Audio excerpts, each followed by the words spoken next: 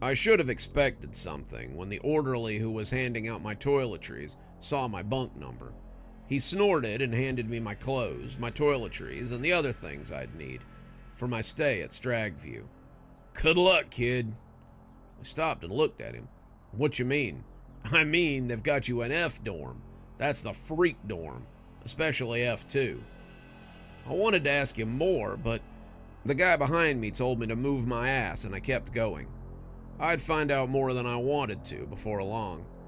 I was in here for armed robbery, but I'm not nearly as bad a guy as the judge painted me out to be. I was just the muscle. The guy who set them up was the real bad guy. Sure, I'd broken a jar or two, stolen a couple of cars, but I didn't deserve to go to a place like Stagview. That's a death row camp. It's got a reputation for being spooky. I was here for 5.5 years, 3.5 with good behavior, but I was about to feel like that might be too long. My roommate was a guy named Diego, and he welcomed me in with the usual breakdown. Welcome to hell, kid. This is one of the least affiliated pods in F-Dorm, so that's good news for you, because I'm not seeing any gang tats. The bad news is that that's because of the trouble lately. Anyone with any pull has already transferred out. They see the writing on the wall, and they don't want any part of it. And what would that be? He smiled. I could see that he was missing teeth. You'll see it, kid. Just give it time. Come on, I'll introduce you to the neighbors. He introduced me to Terry and Reggie, a couple of guys who lived in the pod. Terry was the guy you went to for laundry work, and Reggie was the canteen orderly for the dorm. They were glad to meet me, and they showed me where the good showers were, and the chairs that were called in the day room were. They showed me the little Scrabble tiles that people use to mark their place in line or for phone time, and Terry handed me a couple of tiles to carve my name on the back of. I ate dinner, I watched a little TV, and as the count was called and people started shuffling back to their cells, I asked Diego what he'd meant earlier about seeing something later. He stopped dead in his tracks, his face letting me know that he'd already forgotten something that he didn't think he'd ever forget. It's the reason nobody wants to be in here. It's the reason they call us Freak Dorm. It's been going on for a few months, ever since that weirdness we had going on during Thanksgiving. I rolled my eyes as I climbed to the top bunk. You must be the storyteller here, I guess. I wasn't here during Thanksgiving, so maybe you could fill me in. He sat on his bunk, disappearing as the edge of the bunk obscured him, and as the officer came around to do count and the lights dimmed a little, he began. A while ago, we were guarded by ghosts. I know how that sounds, but it's true. The place was almost always on lockdown, and any trouble we stirred up was quelled with harsh and sudden action. Those were bad times, kid. I'm glad you missed them because it was one of the worst times of my life. Then, the night after Thanksgiving, we were attacked by a group of people. It was loud, it was weird, and anyone with any sense went to bed and waited for it to be over. Most of us slept through the majority of it. It was like we all just fell asleep all at once, and when we woke up, it was all over. The warden was back in charge, and the real guards were back. The nightmare was over, or so we thought. The lights went out right about then, the guard calling lights out, and the two of us were going to be here until they let us out for breakfast the next morning. We had just gotten over the ghoul squad being gone, when the shadows started moving. I remember seeing them out on the quad after lights out. They were thicker than the shadows that usually come when the lights go out. These were like tar, their teeth on display as they moved around. No one knew where they came from. No one knew what they were, but as we started comparing notes, we figured out that it wasn't just something one or two of us was seeing. I was worried I'd had a contact high at first, but as more people saw them, we realized it was just one of those weird things that surrounds the prison. As I lay there in my new bed, I thought I heard something out in the day room. It was a little different than the usual low talk. This was like claws on tile, the soft hiss of nails, and beneath it was an even lower sound. It was a weird, scuttling laughter that seemed to come from the corner of the room, and it made it hard to concentrate on the story. If they had just stayed in the day room, then it wouldn't have been a problem. The problem was the shadows had gotten smart. They started coming into people's cells at night, and sometimes you could hear those people scream. The guards would come in like they were expecting a fight, but whoever it had been would be just as quiet as they could be once the lights came back on. Some of them went crazy. Some of them even died. But none of the guards ever wanted to hear about shadows on the quad. The ones that died seemed to have had heart attacks or, just died in their sleep. But we all knew it was the shadows. A couple of the old-timers said they'd been seeing the shadows ever since they closed the death house, but this was the first time that any of us had really seen them. We all knew better than to talk about it, but it's just, it's something that you get used to if you stay in the quad for very long. I didn't want to believe him. I wanted to believe he was just hassling the new guy, but I couldn't stop myself from asking what I would do if one of the shadows came into my cell. Man, you lay as still as you can. You just pretend not to see them. You turn towards the wall and you close your eyes and you do your best to make them believe you're asleep. I don't know if they believe it or not, but it seems to work sometimes. They've never gotten me, and I've seen them more than a few times. Just remember, daylight starts at 4:30 around here, so you only have to pretend for a little while. He fell asleep not long after that, and I remember laying there on my bunk and thinking about what he had said. Shadows didn't have mouths. They certainly didn't laugh. He was just hazing the new guy. He had to be. But as I lay there and looked at the wall between my bunk and the toilet, I remembered hearing that sound all over again. It was like the sound a dog might make when its nails are scraping against the floor. It was a quick sound, like something was moving very fast, and I saw the shadow underneath the door move a little as something went past. I breathed a sigh of relief when I realized it was just the guard going about on a round, but after he left, the shadows moved again, and their movements had nothing to do with any sort of rounds or schedules. It slid underneath the door the same way I imagined Peter Pan's shadow slid after it became detached from him. That story had always creeped me out when I was a kid.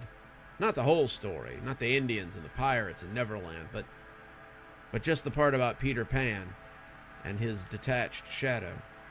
The thought of someone's shadow coming into my room and moving around creeped me out to no end, and I remember asking my mom to skip that part more than a few times when I was a kid.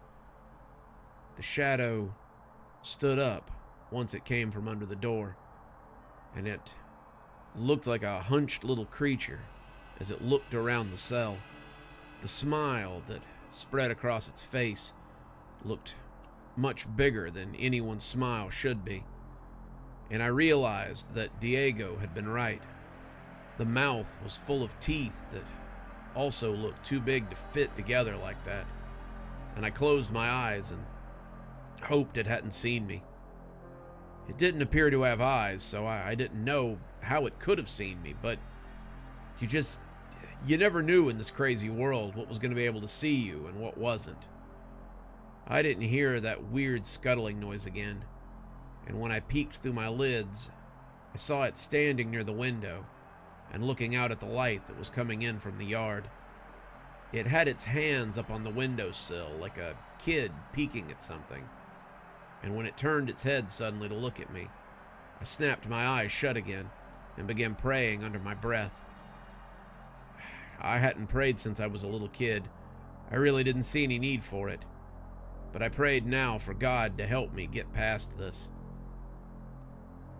Sometime later, it could have been 5 minutes, it could have been 5 hours, I don't know.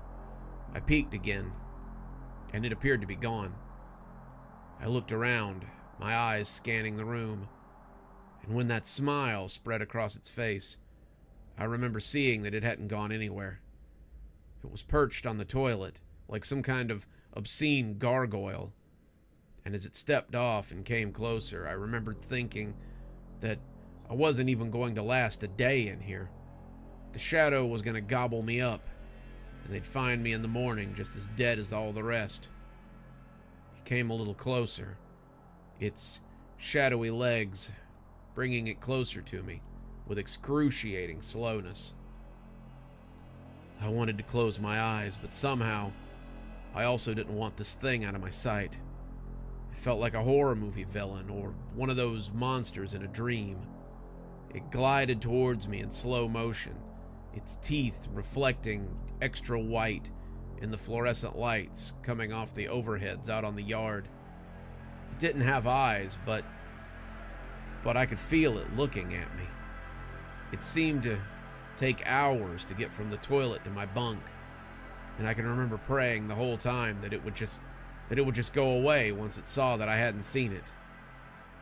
It brought its inky face inches from mine, and that's when I heard the laughter in the back of its throat. It was a mad sort of laughter, the kind of laughter you hear in an insane asylum or bubbling up from the depths of hell. And as it fell over me like a net, I remember thinking that I might start laughing too. It opened its mouth, those teeth stretching wide as it prepared to bite me. But then the last thing I expected to happen happened. The lights suddenly snapped on and the creature was gone a split second later. I don't know if it was afraid of the light or if the light got rid of it, but when the overhead announcements started yelling about morning chow and the doors started opening on their mechanisms, I breathed a sigh of relief and thanked God for his mercy. Diego swung out from his bunk and patted the side of mine as he told me that if I was going to chow, then I better get dressed. He took one look at my face and grinned, but the grin was less humorous and more a look of pity. Don't worry, kid. You get used to it after a while. Just close your eyes next time and hope it isn't hungry. I've only been here a day, but I don't know how I'm going to live in this place. When you find yourself in a place where the monsters do rounds and everyone accepts it as normal, how long can any of us really last? Mr. Richard T. Seraph was on his way to a location on the outskirts of Kashmir. GPS told him it was a little gas station that he could have sworn had been closed on the drive-in, but he supposed in a place like this that existed in the backwoods, only locals might have known it was open at all. He had come alone, as instructed, because someone had called him about selling a very specific talent. It was a talent that would net him quite a lot of money if it was actually legitimate. Mr. Jones had been out of the office for the majority of the day. He'd gone down to Atlanta to speak with a few potential clients about buying their musical talent and then selling said talent to someone else. This had been the majority of their work since they had arrived. The South was full of musical talents of one degree or another, and Mr. Seraph had instructed Mr. Jones to trade the talent as often as he could. They had a storeroom full of musical talent, and as lucrative as it could be, he really didn't need any more. Most of the time, the talent was middling at best. It was someone with a few $1,000s worth of talent, the kind of crooners you found in church choirs or maybe at a local dive bar singing karaoke. The good thing about talent was that you could always combine them to make a much larger talent if you had enough small talent. Just because your talent was only worth $40,000 or $50,000, the next guy's talent might be worth $20,000 or $30,000. Didn't mean you couldn't put them together and make a talent worthy of a stage at Madison Square Garden. It was something he'd been doing for a long time, and it was a great way to consolidate inventory when you had too much. Mr. Seraph had taken the call just after 1 o'clock, and the caller had sounded like someone with a pack-a-day smoking habit and the desperation that usually called to the old demon. Hello? Yes, is this Lieber's talent? I have something very interesting that I need to sell. I need to sell it quick. I don't have any need for it. It's proven to be more trouble than it's worth." Mr. Seraph had ran his tongue over his lips as he leaned back in his chair, already interested. "Yes, this is the owner, in fact. Why don't you tell me what you have to offer?" "Well, I don't know if you deal in these sorts of things, but it's a genuine miracle. I can make miracles happen when I focus my mind on it. The miracles usually turn out to be more trouble than they're worth because once you do a miracle for someone, they expect another one. At this point, I have so many people asking for my miracles that I feel hounded. I just want to sell it, if I can. Is that something that you'd be interested in?" Mr. Seraph nodded his head, though he knew the man on the phone wouldn't be able to see it. Miracle talents, or something like that, were becoming more and more rare in this day and age. But they were something that was very lucrative in his market. The last one had been sold to a sham faith healer who had been pretty upset when Mr. Seraph had no more talent to sell him. If the seller was on the level, Mr. Seraph already had a client willing to pay top dollar for a miracle talent such as this. Mr. Seraph was already seeing dollar signs, and he liked the sight very much. "I would absolutely be interested in seeing what you've got. Where can I meet you so I can assess your talent?" "There's an old gas station at the juncture of Main Street and 45. Meet me there. I've been hiding out so as to avoid people who want more of my talent. Come alone. I don't trust crowds." That had been the first signal to give him a little bit of a prickly feeling. Mr. Seraph did not like to travel alone. He liked to go with backup, just in case. There were a lot of strange things in this town, and the creatures were only the least of them these days. Strangeness seemed to be part of the people here, but most of the time, Mr. Seraph didn't mind. He was a strange fellow himself, and strange people did not much bother him. The problem was that strange people often attracted trouble, and though he was capable of protecting himself, he wasn't so certain that he would be able to protect this man from whatever it was that was pursuing him. So, despite his better judgment, he told his secretary that he would be out for the afternoon, and had gone to meet with a mysterious caller. Now, he was driving up a 2-lane road towards the old service station in question. He didn't know if the man owned it or if he was just squatting in it, but he supposed he would find out pretty soon. He didn't like to travel outside of town these days. The roads in between here and Kashmir had gotten strange lately. Every time he'd left town, it always felt like someone was watching him, or that they were eyes following him, making note of his movements.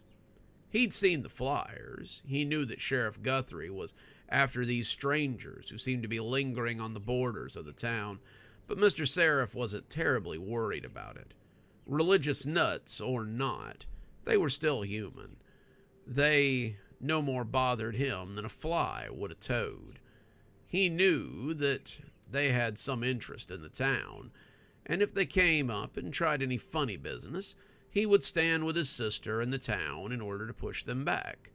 Until then, he was happy to sit in his office and make easy money off of the talent of people in the region. He pulled up outside the gas station, just as the first hint of sunset appeared on the horizon.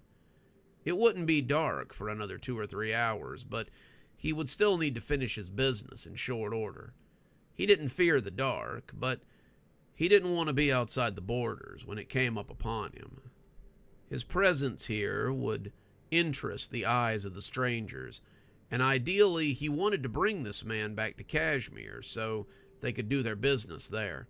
He felt protected inside the town in a way he hadn't in a very long time, and he knew that he would be more comfortable within the borders than he was sitting in an old dusty gas station and trying to assess what the man had. He saw someone peeking through the windows as he got out of his car. and when he waved, the man's head went back down, and he heard someone rattling keys as he opened the door to the gas station. Whoever he was, he had the keys to the place, so that seemed to speak volumes of some kind of ownership, or at least some kind of trust. "Thank goodness. I was afraid you wouldn't get here before nightfall. Come inside. I want to be rid of this in short order." The man looked ragged. He looked kind of homeless, though his clothes were a little too new for Mr. Seraph to believe that he had actually been living as a vagrant. His shoes looked like they had been inside of a store only a couple of weeks before, and his hair still had the look of someone who had gotten it cut not too long ago. He didn't have the malnourished look that the homeless often get after subsiding off of trash and handouts either, and it appeared that he was pursued instead of without a place to stay. "Come on," the man said, as Mr. Seraph walked up the lane towards the station. "Get in here before they see you." "Before who sees us?" "The people in the woods that have been following me. Come on. If they figure out I'm here, then I'm done for." Mr. Seraph came inside and found a dry but definitely abandoned gas station. The shelves were bare, the floor was mostly dust-covered linoleum, and there were cobwebs in the corners big enough to hold tarantulas. The products that were left behind were coated in dust and probably very expired. There wasn't much here of use, and as the man guided Mr. Seraph into the back of the store, Mr. Seraph became worried that he was walking into some sort of trap. They went back to the manager's office, a dank little closet with a desk and a very dead computer in it, and the man sat down behind it as he invited Mr. Seraph to take a seat. "I did a little research on you before I got in contact. They say you're the best one to go to get rid of unwanted talent. Well, it's more trouble than it's worth, and I'm in a hurry to be rid of it." He held out his hands invitingly, shaking them a little as Mr. Seraph cocked his head to one side. "Come on. Whatever you have to do, just go ahead and do it. I'm ready to be free of this burden." Mr. Seraph did not reach for him. He crossed his arms over his chest and sat motionless in the chair across from him. The man looked agitated, having the look you usually see in animals that are being chased by a pack of dogs. He kept looking at Mr. Seraph like he might be slow, and when he finally put his hands on the desk, Mr. Seraph uncrossed his arms. "This isn't how things are done. Let's start with your name," he said, as he took out a black book with a leather cover. "I'll need your name, then you can tell me about your talent." The man looked like he was going to yell at him again, but instead he deflated a little and slumped in his chair. "Okay, if that's how it has to be. My name's Peter Williams. I'm from Arizona. I've had this ability since I was a little kid. I didn't get everything I wished for, and I didn't give everyone everything they wished for either. It was just that sometimes, if I concentrated hard enough on what I wanted or what someone else wanted, it would come to pass. It didn't always work to their advantage. I had friends that wanted to date someone, and then they found out they were incompatible. I had friends that wanted to get certain jobs, and then discovered it was something they hated. I had people who went on trips that they had dreamed about for years, only to have a miserable time. Friends who got cars or dresses or things they wanted, only to discover that something was wrong with it. Honestly, it kind of has a monkey's paw feel to it. Whatever they want seems to come to pass, but it rarely seems to be what they actually desire."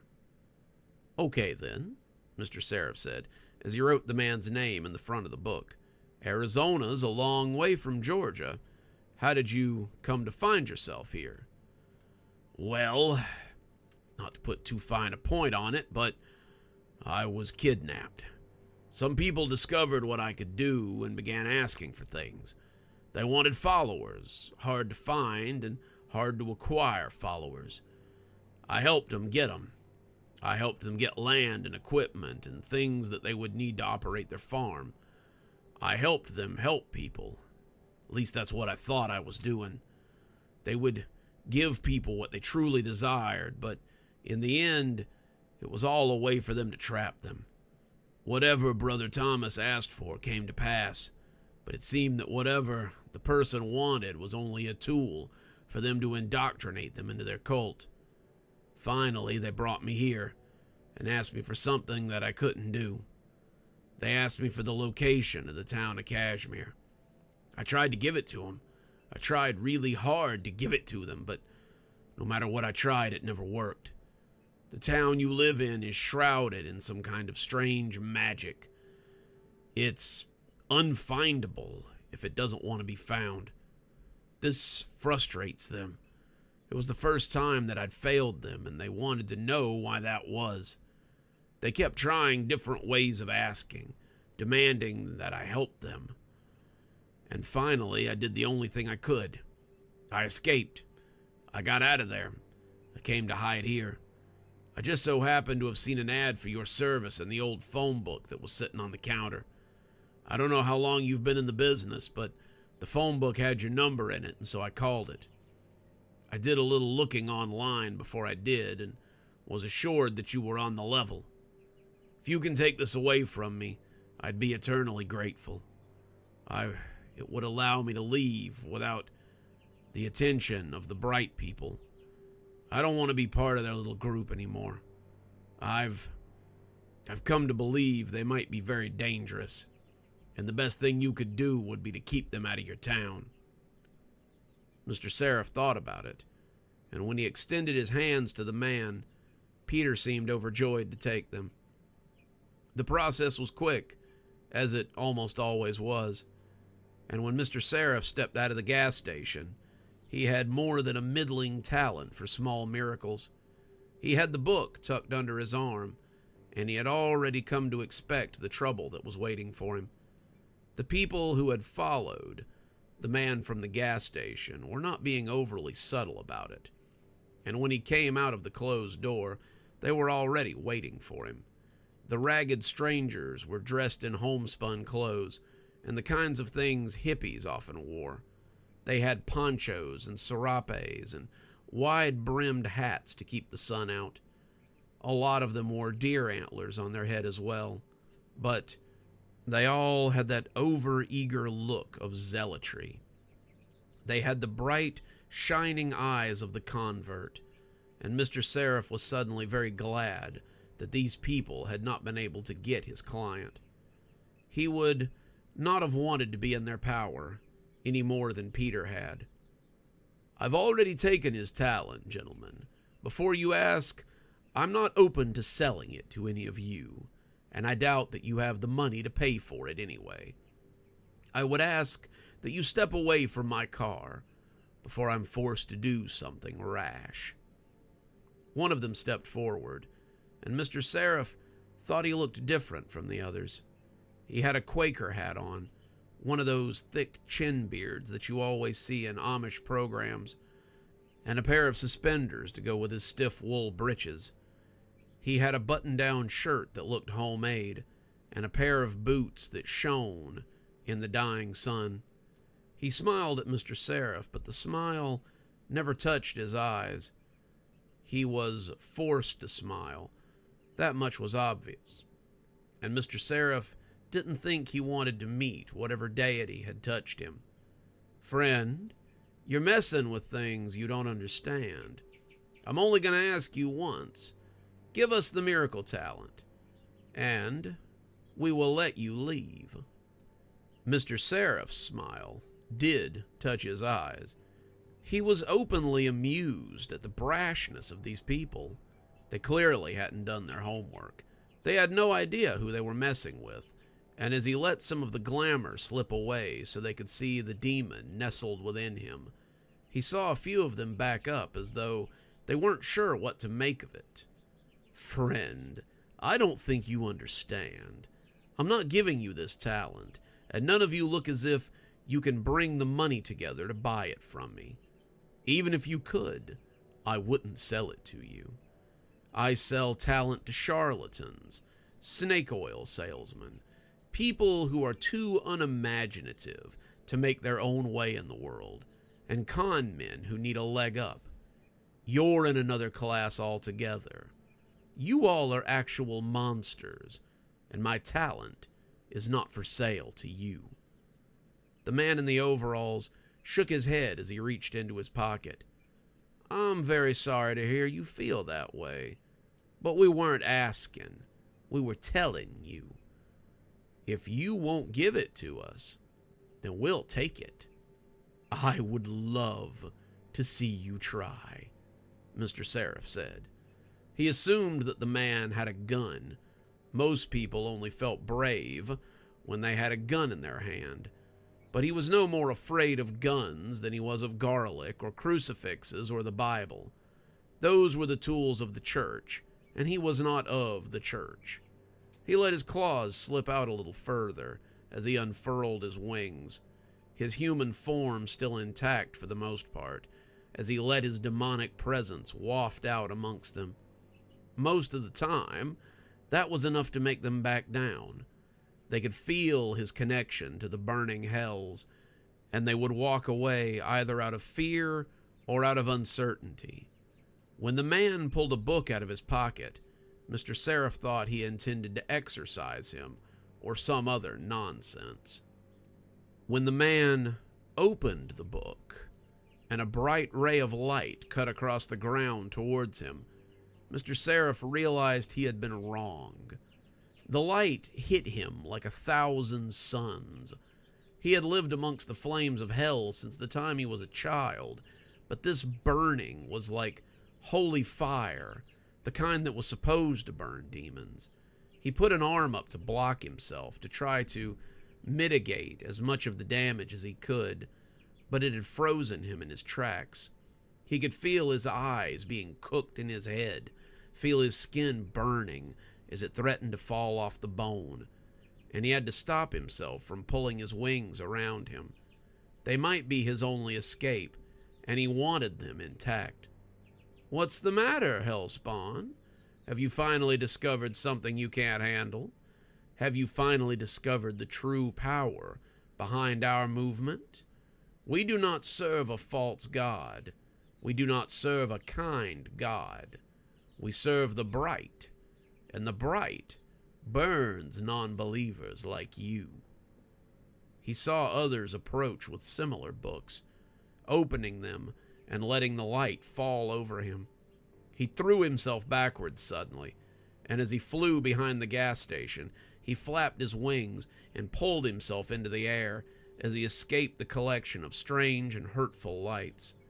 Mr. Seraph had never run from a fight before. He had never discovered anything in this place that could hurt him, or that could wound him in such a way as this had. He was still hurting, his arms still burning, and his eyes still adjusting to the end-of-day sun. He flew back to the town and landed roughly on the roof of his business, laying there with the book cradled to his chest as he tried to get his bearings. He was glad that Mr. Jones was still out. He suddenly didn't want anyone to see him for a very long time, at least not until he could put his mask back on. As he lay there with the sun setting behind him, he knew that he would have to talk to someone about this. He would need to bring his siblings together and let them know that the game had changed. He would have to let them know that the strangers, these sheep they had spoken of so cavalierly, were not as harmless as they had thought. It was the night of the spring performance, and Gus was nervous about the coming piece. The puppet was sitting at his desk, busily working on something, as he tapped the pen against his face. Maybe... No, perhaps... No, that's not good either. This has to be perfect. I need this to impress the Count, so that we can have a benefactor for the coming season. The Count was coming, and Fausti Hall needed his patronage if it intended to go on. Gus would need to write something amazing if he wanted to catch the eye of the Count. Gus put his little puppet hand on his cheek and appeared to think about what to do next. The room grew a little darker as he contemplated, and suddenly 3 shadowy figures came dancing out of nowhere and offered to help him.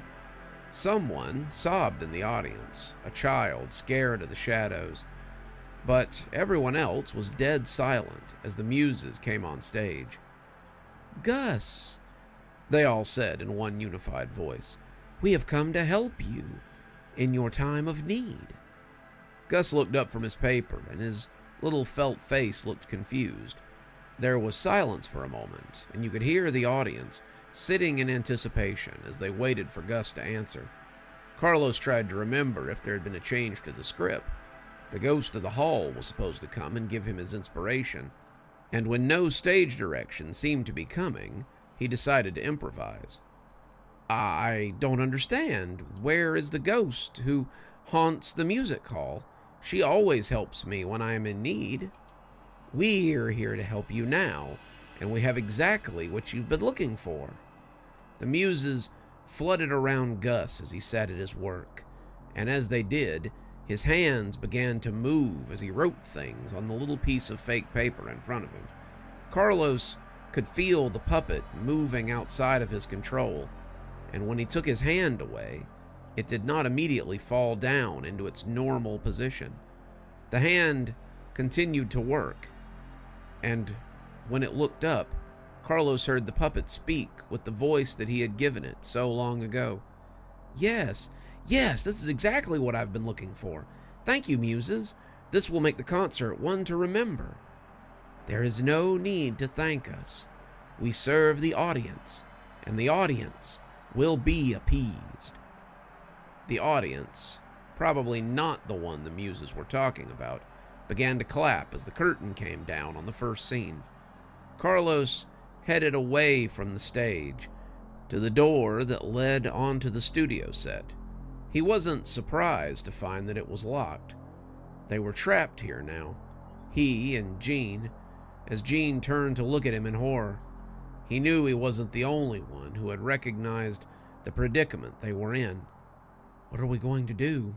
Jean asked him. Carlos said nothing. It was too late to do anything. As they watched, the puppets began to jump off their hooks and off of their places where they had been stored. They began to move of their own accord, and as they made ready to enter a new scene, Carlos felt a fear rise in him that no puppet had ever given him. "Excuse me, sir, I'm going to need to see some ID." Warwick stopped on his way to the checkpoint. He'd put on the uniform, but he realized he had failed to get an ID made to really complete the costume.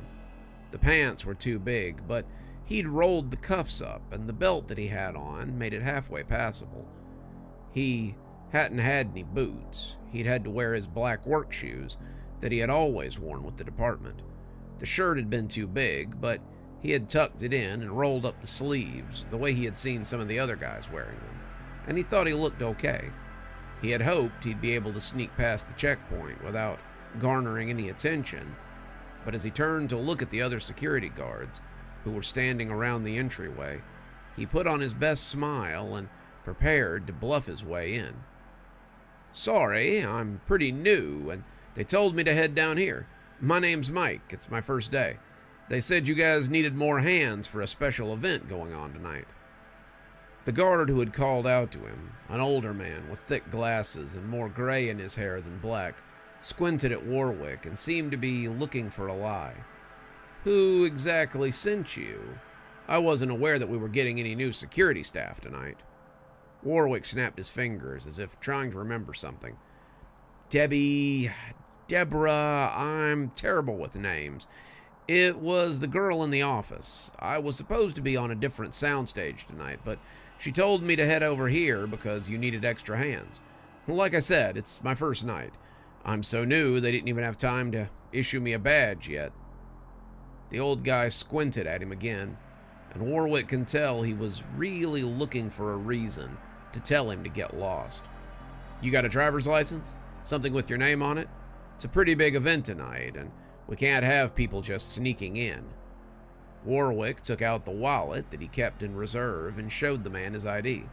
The name Mike Jennings was on it, and it was something that he used when he was trying to avoid giving people his real name. A lot of people that ran in circles like his usually preferred to use aliases, and most of them wouldn't believe you if you gave them your real name. Warwick had a couple of these that he'd had made up over the years, but Mike Jennings was one of his favorites. The security guy took the wallet and looked at the ID, taking it out of the film paper and turning it in the light. Warwick stood as still as he could, trying to seem nonchalant.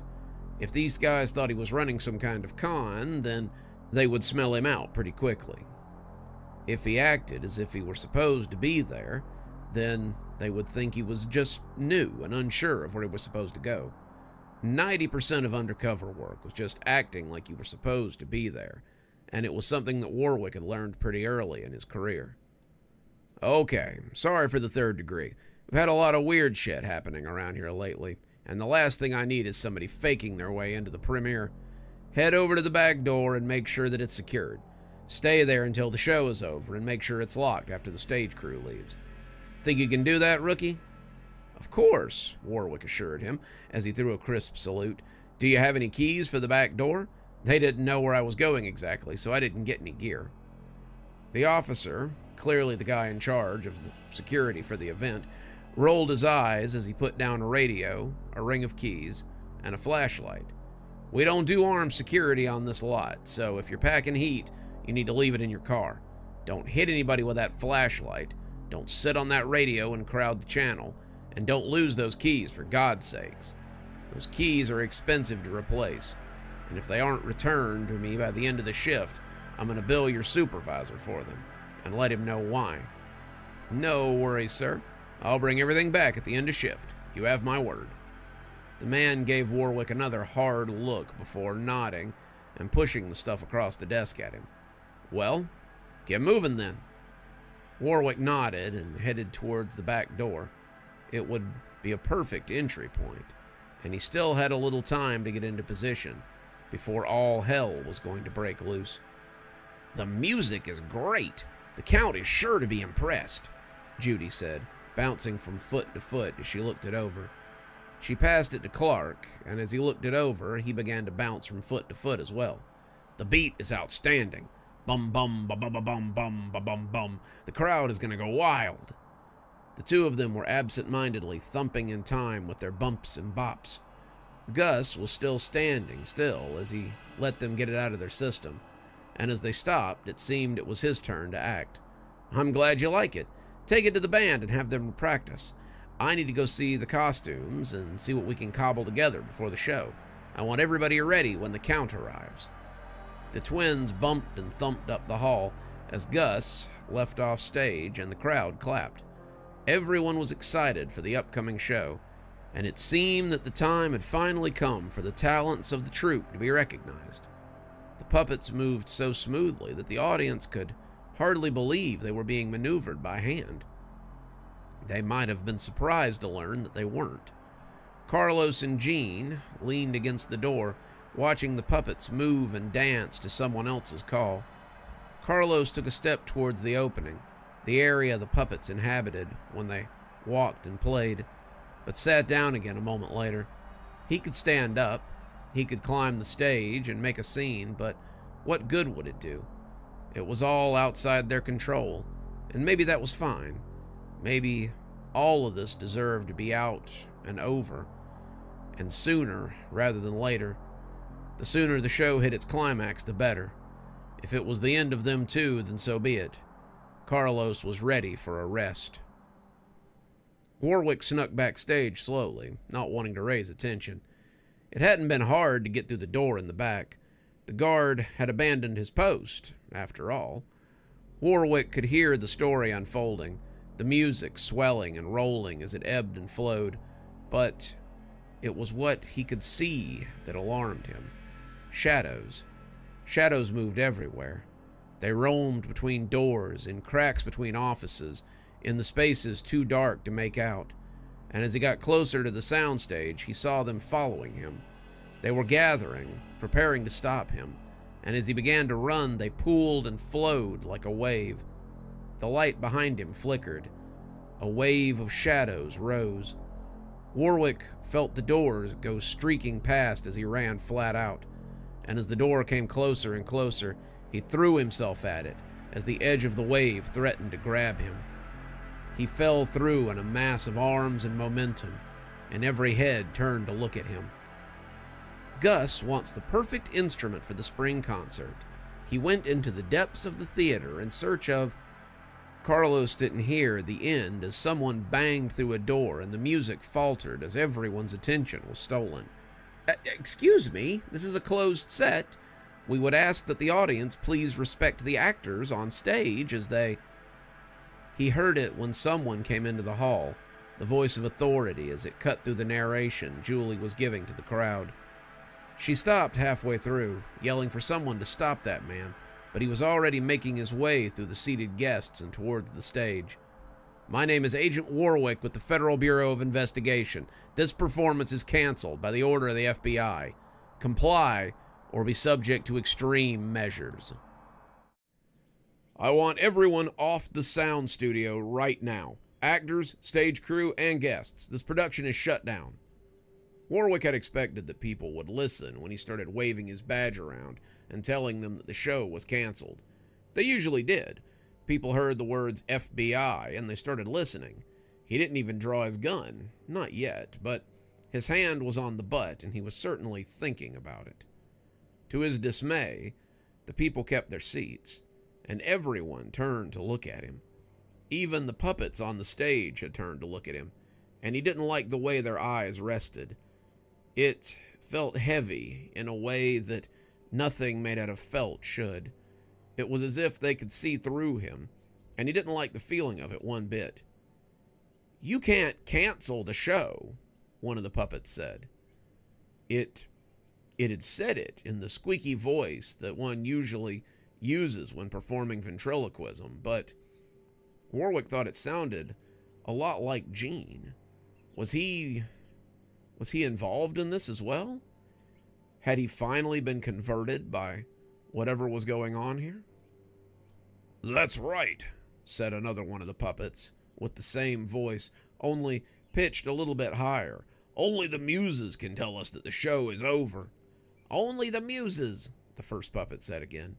"Only the muses," the audience repeated in a slow, rhythmic voice. Warwick felt the sweat bead on his forehead. They had already gotten to them.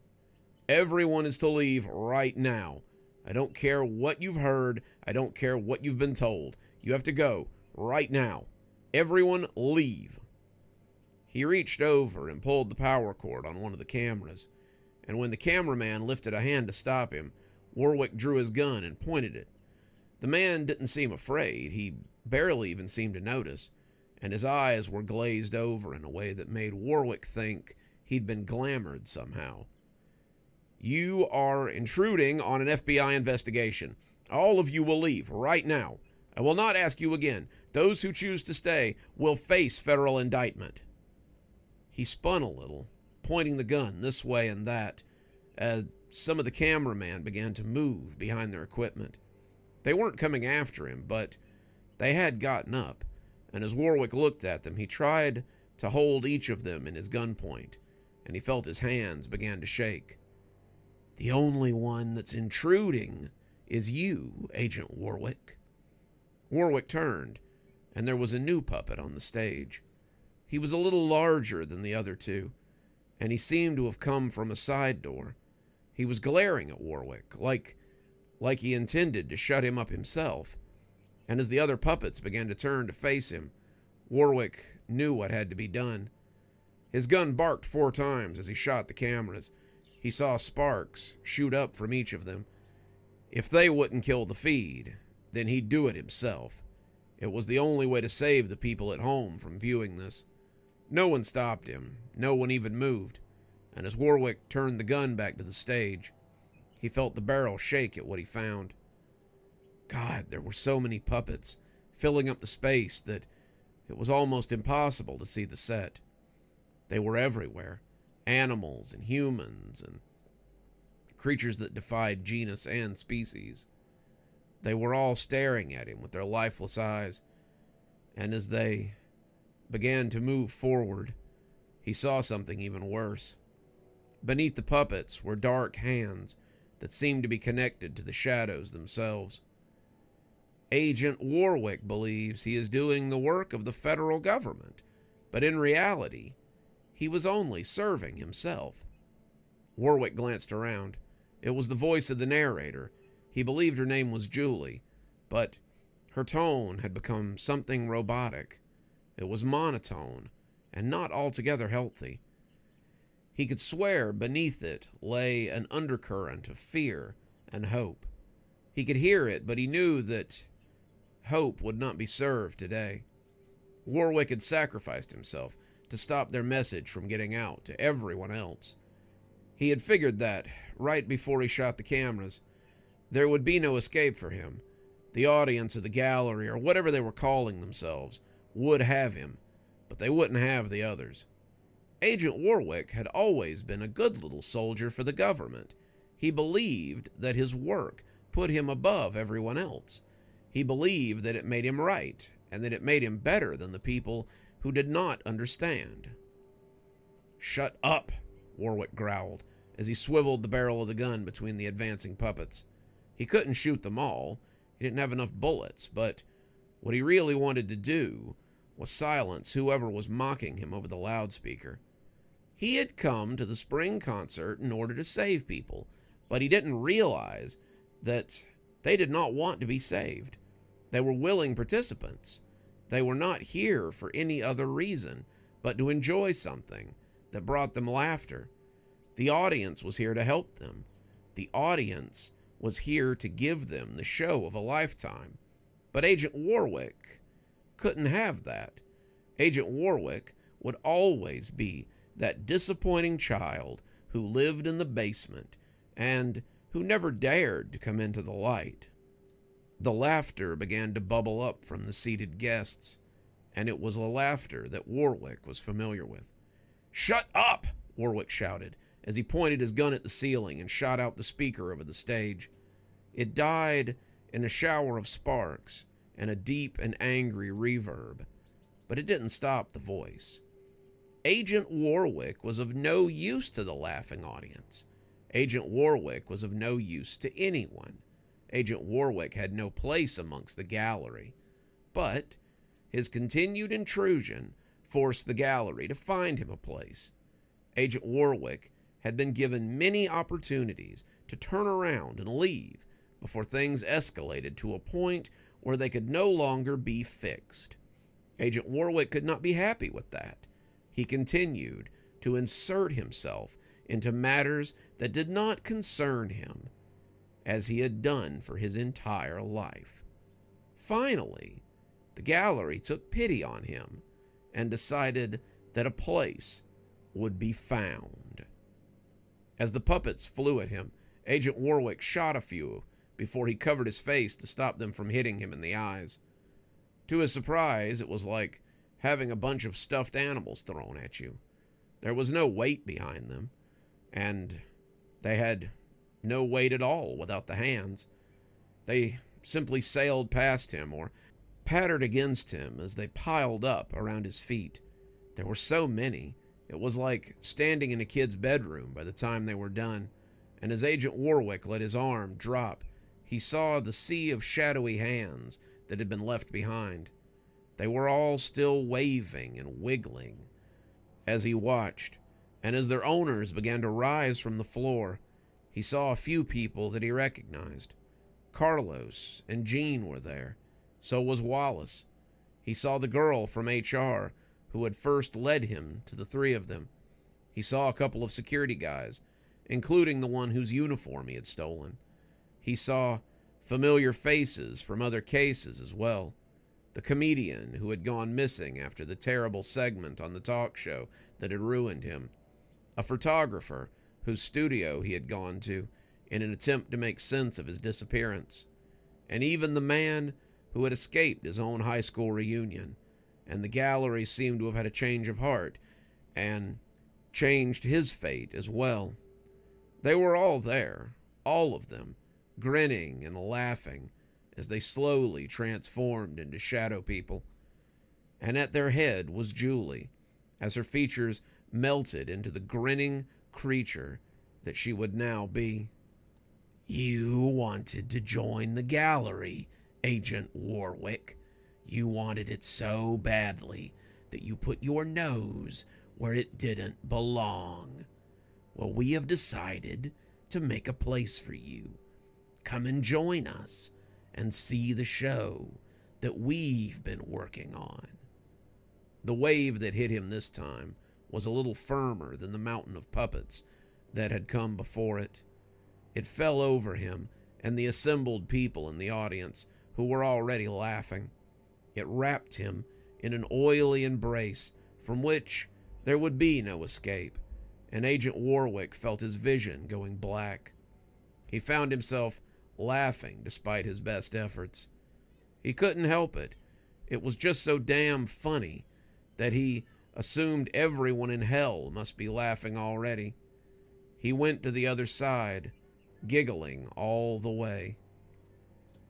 Director Hires sighed as he walked around the soundstage. What a mess. What a mess for him to clean up. Warwick, for all his knowledge, could be a real pain in the ass sometimes. He had apparently gone to the premiere and taken it off the air. He'd damaged 4 very expensive cameras, shot several puppets, and cost the studio hundreds of thousands in fees. Whether or not he had stopped anything from actually happening was debatable, but he wasn't here to ask either. "Where is he?" Agent Hires said, as the techs scurried around looking for some explanation. The audience, the actors, the puppeteers, and his agent had simply vanished into thin air, and Director Hires wanted answers. He had enough on his plate already, and he really didn't want any more. Whatever this was, Hires wanted it wrapped up quickly. He didn't have time to chase spirits, and only Warwick could decipher what was happening now. Without Warwick, things were likely to get even worse before they got better. "I have something you might be interested in." Director Hires looked up at the man and gave him a critical eye. The guy looked like your typical sort of vag that hangs around these sorts of events. He had long, greasy hair, baggy clothes, and a complexion that could kindly be called oily, and the sort of posture that led to mistrust. He was the kind of fellow that Hires would have asked to leave if he had been on a crime scene, but unfortunately, Hires was standing on the sidewalk when he approached him. Hires was smoking, something he did infrequently, but it had just been one of those days. Days? It had been about 3 or 4 days, to be exact, and Hires was ready to go back to Washington. He had been at the sound studio, trying to smooth things over with the higher-ups, as he tried to assure his own supervisors that he would be back shortly. The longer he stayed in the sound studio, the more he suspected that Warwick had been onto something. There was definitely something going on here, something that no one was around to witness. The cast, the audience, and even one of his top agents was now completely gone, and Hires didn't know what to make of any of it. Warwick might have, but Warwick was gone. "Look, buddy, I don't have any spare change. If you're looking for a handout, then you've come to the wrong place." He let the cigarette smoke waft into the man's face as he gave him the most unimpressed stare that he could manage, his other hand sliding down to the gun he wore on his hip. Guys like this could be dangerous from time to time, and he would rather explain to his supervisor why he had had to shoot an attacker than have someone explain to his wife how he had been randomly killed on the street outside an investigation site. "You're Director Hires, aren't you?" the man asked, seeming suddenly unsure of himself. "I am, and if you know who I am, then you know I'm very busy right now. If you have a point, you need to get to it quickly. I don't have time to play games." The man reached into his jacket, and Hires settled his hand over the gun as he did so. The strap had already come off, and he had the barrel half out of the holster before he saw the manila envelope coming out of the inside of the jacket. The man held it out to him, and it looked bulky. Hires recognized the handwriting on the front of it immediately. How could he not? How many times had he told Warwick that he needed to fix that sloppy handwriting of his if he was going to put it on a government document? Agent Warwick, he gave this to me before he came to the studio. I let him share my camp for a couple of days because he said people were looking for him. He told me to bring this to you, said you were a true believer and you would know what to do with it. He gave me money to bring it to you, but I don't feel completely comfortable accepting it. It was his mission, his sacred fucking trust, and that's worth more than money. The man took out 5 $100 bills from his pocket and tried to hand them to Hires, but the director pushed them back to him as he took the envelope and put it under his arm. I can't take that. You were paid for a job, soldier, and you fulfilled your duty. Thank you. I know Warwick would be proud of you. The man seemed to stand a little taller, and Hires could see the soldier he had once been. He had caught a quick glimpse of the medals inside his jacket as it came open, and he could tell this man had seen some action. He hadn't always been homeless. He had probably sold most of what he had to survive. The medals, though, they'd still meant enough to be worn close to the skin. The man threw him a salute and stumbled off, and Hires put out his cigarette and went to sit in his car. He had briefly thought about taking the envelope into the sound studio to go over it, but he wasn't sure that'd be the right move. If Warwick had wanted the FBI to have this information, then he would have just mailed it in. Warwick had wanted Hires to have this, and that told him that it might be dangerous for anyone else to have a look at before he saw it. Hires climbed into the front seat of his rental, an old sedan that he had gotten from the agency at the airport. He turned on the AC, and he opened the bulging packet that he had been given. Inside was a tightly bound file folder, what looked like a CD, and a handwritten note rubber-banded to the top of all of it. It was in the same messy handwriting that had been on the front of the manila envelope, and as he read it over, he couldn't help but shake his head. It sounded like the ramblings of a crazy person, but anyone who had known Warwick would know that it was 100% him. Director, I'm sorry I can't be there to help you. If you've received this, then, well, it means they got me. I'd always suspected that it might come to this, but I'd hoped that maybe I would get to come back with my findings. I only hope that while you're reading this, it's because I stopped them.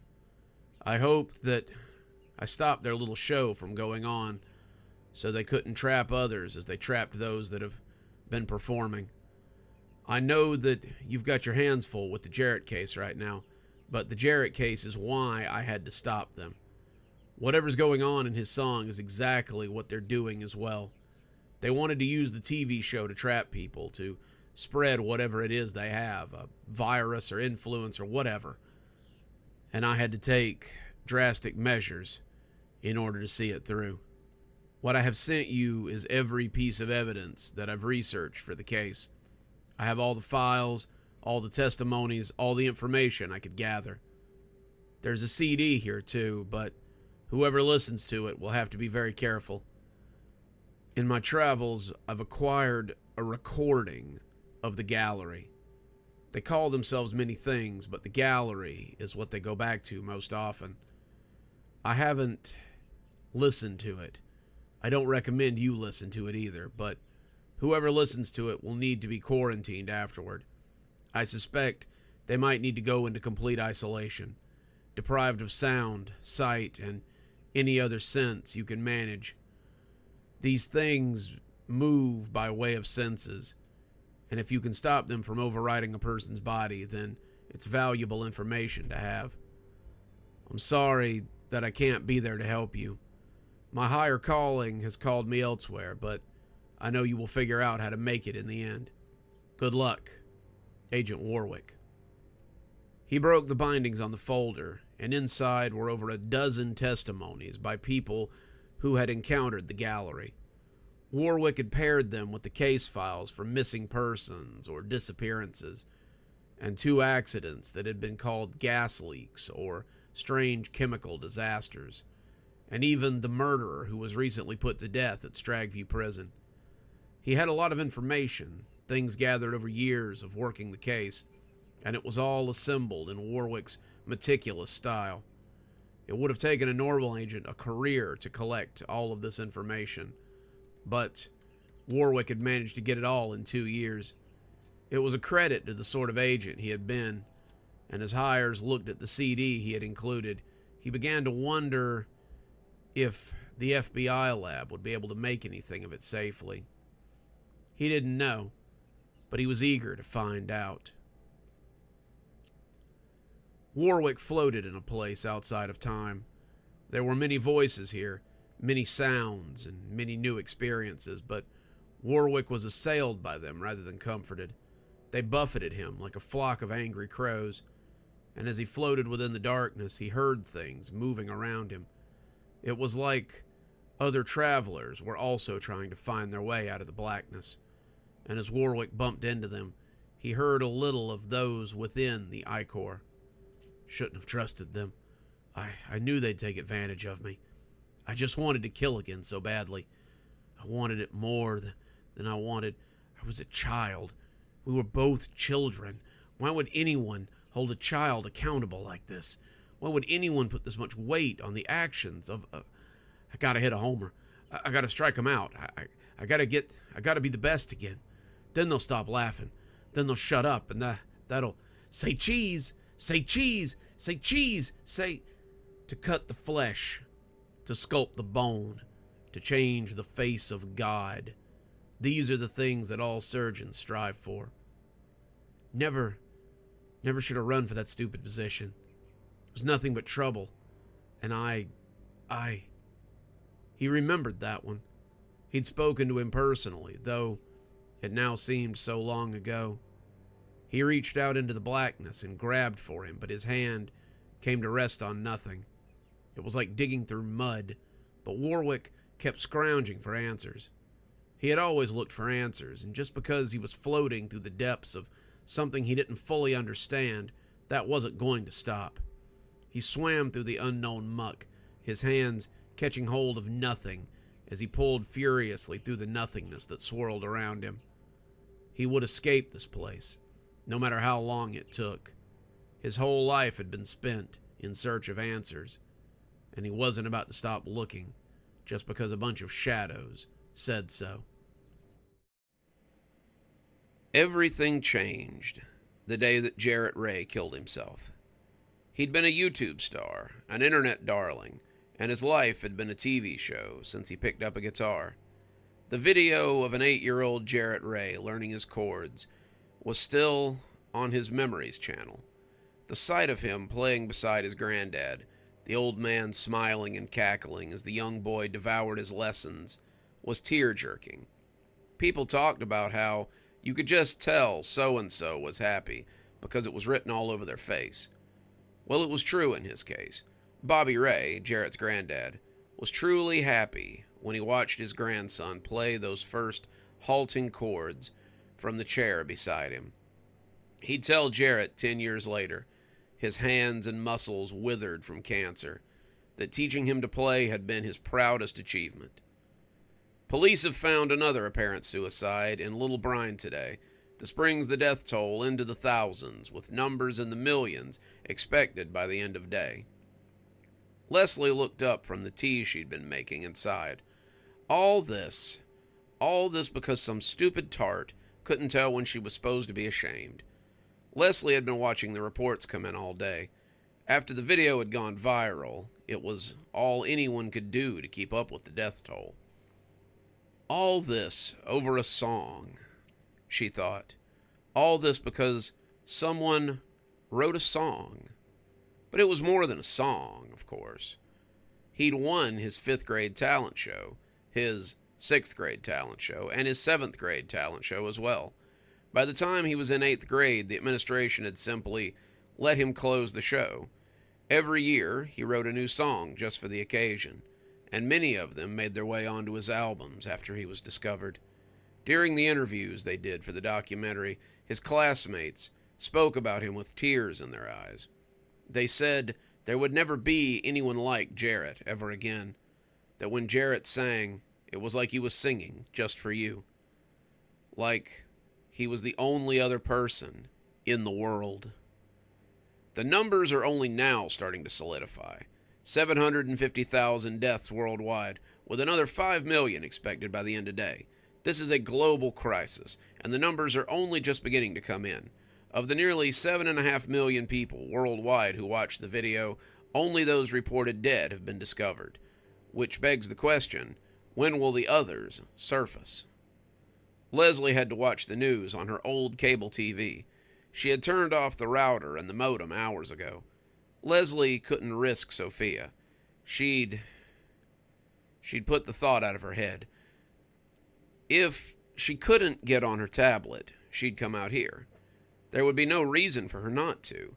She'd been home with a fever today, so she'd slept through most of the news reports. Some small part of Leslie was glad that she had managed to cloister her.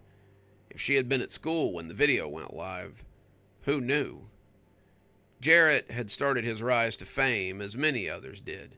He recorded himself singing and playing the guitar and posted it to YouTube. He was a moderate success. The people from his hometown pushed his numbers a little, but he never rose above a few thousand views.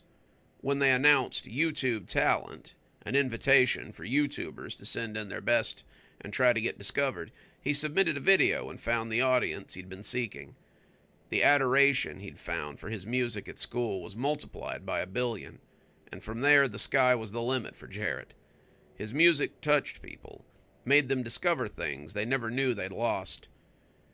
Leslie could remember fondly when one of his songs would come on the radio at work. For the 2 or 3 minutes that he sang, it was like no one could have a bad day. No one could be in anything less than a fantastic mood, and the world was just a little brighter while he was in it. He was their songbird, but they ultimately took him for granted. Deaths have reached a catastrophic level. 3 million people dead, and somehow the views just keep rising. The death toll is now expected to be somewhere around 250 million before the end, as people go to see what all the fuss is about.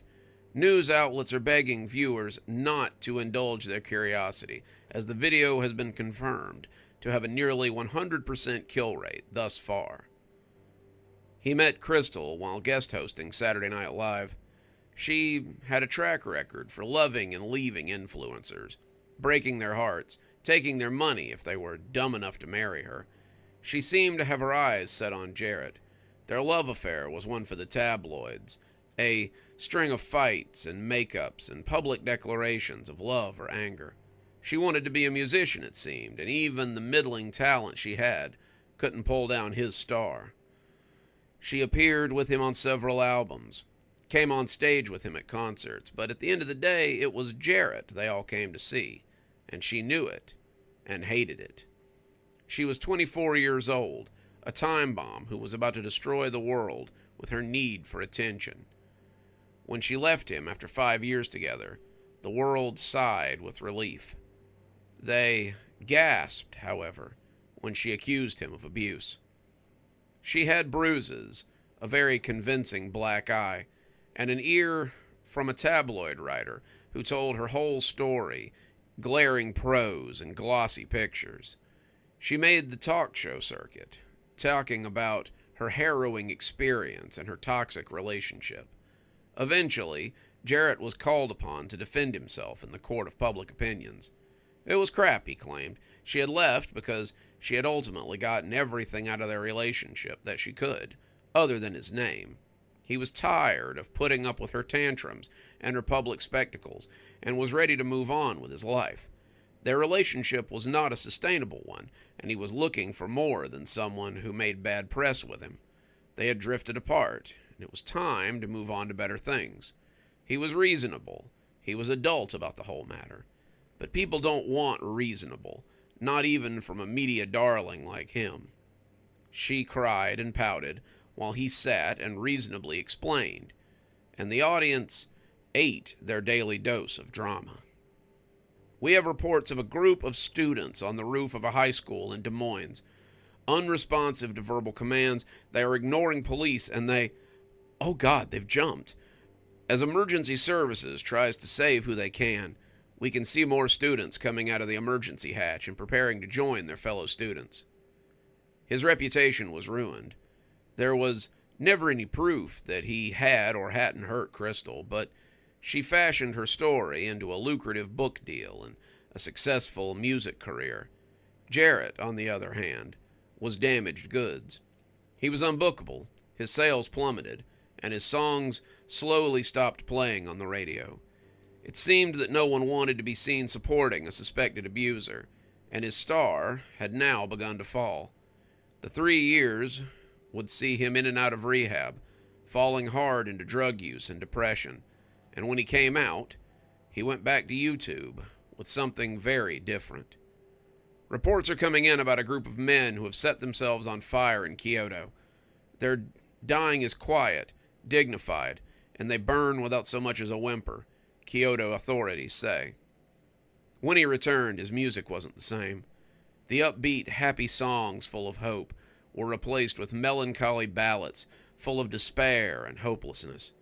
Someone sent her one of his YouTube links once, and she could swear that you could feel the air being sucked out of the room. He conveyed every ounce of his suffering into his music, and though his views were just as high as they had always been, no one talked about his music now. His song was a monster that was better left under the bed. No one wanted to listen, but their curiosity wouldn't let them look away. We have cell phone footage of 3 men jumping into a cave in Arizona National Park. The cave mouth, usually requiring climbers to rappel down to reach the floor, is nearly a mile deep. Emergency services are still attempting to get the bodies, and 2 members of EMS are said to have also jumped. 2 days ago, he had made his last YouTube video. He finished something haunting, halting, tears streaming down his cheeks as he poured his soul into every note. He played acoustically, and his guitar was not tuned. The jangling melody of his untuned strings was ethereal, almost industrial. As he played, it was like watching some dying animal limp through the forest towards the spot where it will drop. As he came to a close, his voice trailing off painfully, he turned to the camera and thanked the audience. He thanked them for the loyalty, for their time, for the support that they had shown him during his worst moments. He informed the audience that this would be the last time he'd be on YouTube, and wished them all a very happy life. Then he turned his camera off and walked away from life as anyone knew it. He had done it in the bathtub that night. His mother found him with both wrists slit. Though she was horrified, she told someone that he died in the most serene-looking way, stretched out, his face a mask of joy. Whatever he had been thinking about as he ended it all, it had given him such joy that he slipped off with it still in his mind. And so, Jarrett played his final song that night and passed into the annals of history. Well, that's not all he did, Leslie supposed. The death toll swells to 3.5 million as medical services scramble to handle the influx of bodies. His death went mostly unremarked. A small service was held for him, and his body was interred in his hometown. A short squib about him went over social media and on the news circuits.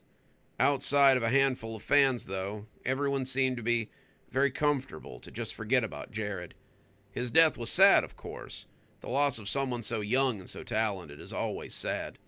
But people seemed ready to move on and put all this behind them. And they would have, if it hadn't been for Crystal and a voicemail that should have been private. She appeared on Snapchat one night, raccoon-eyed and everything, to tell her fans about a voicemail that had reached her from Jarrett the night that he had done the deed.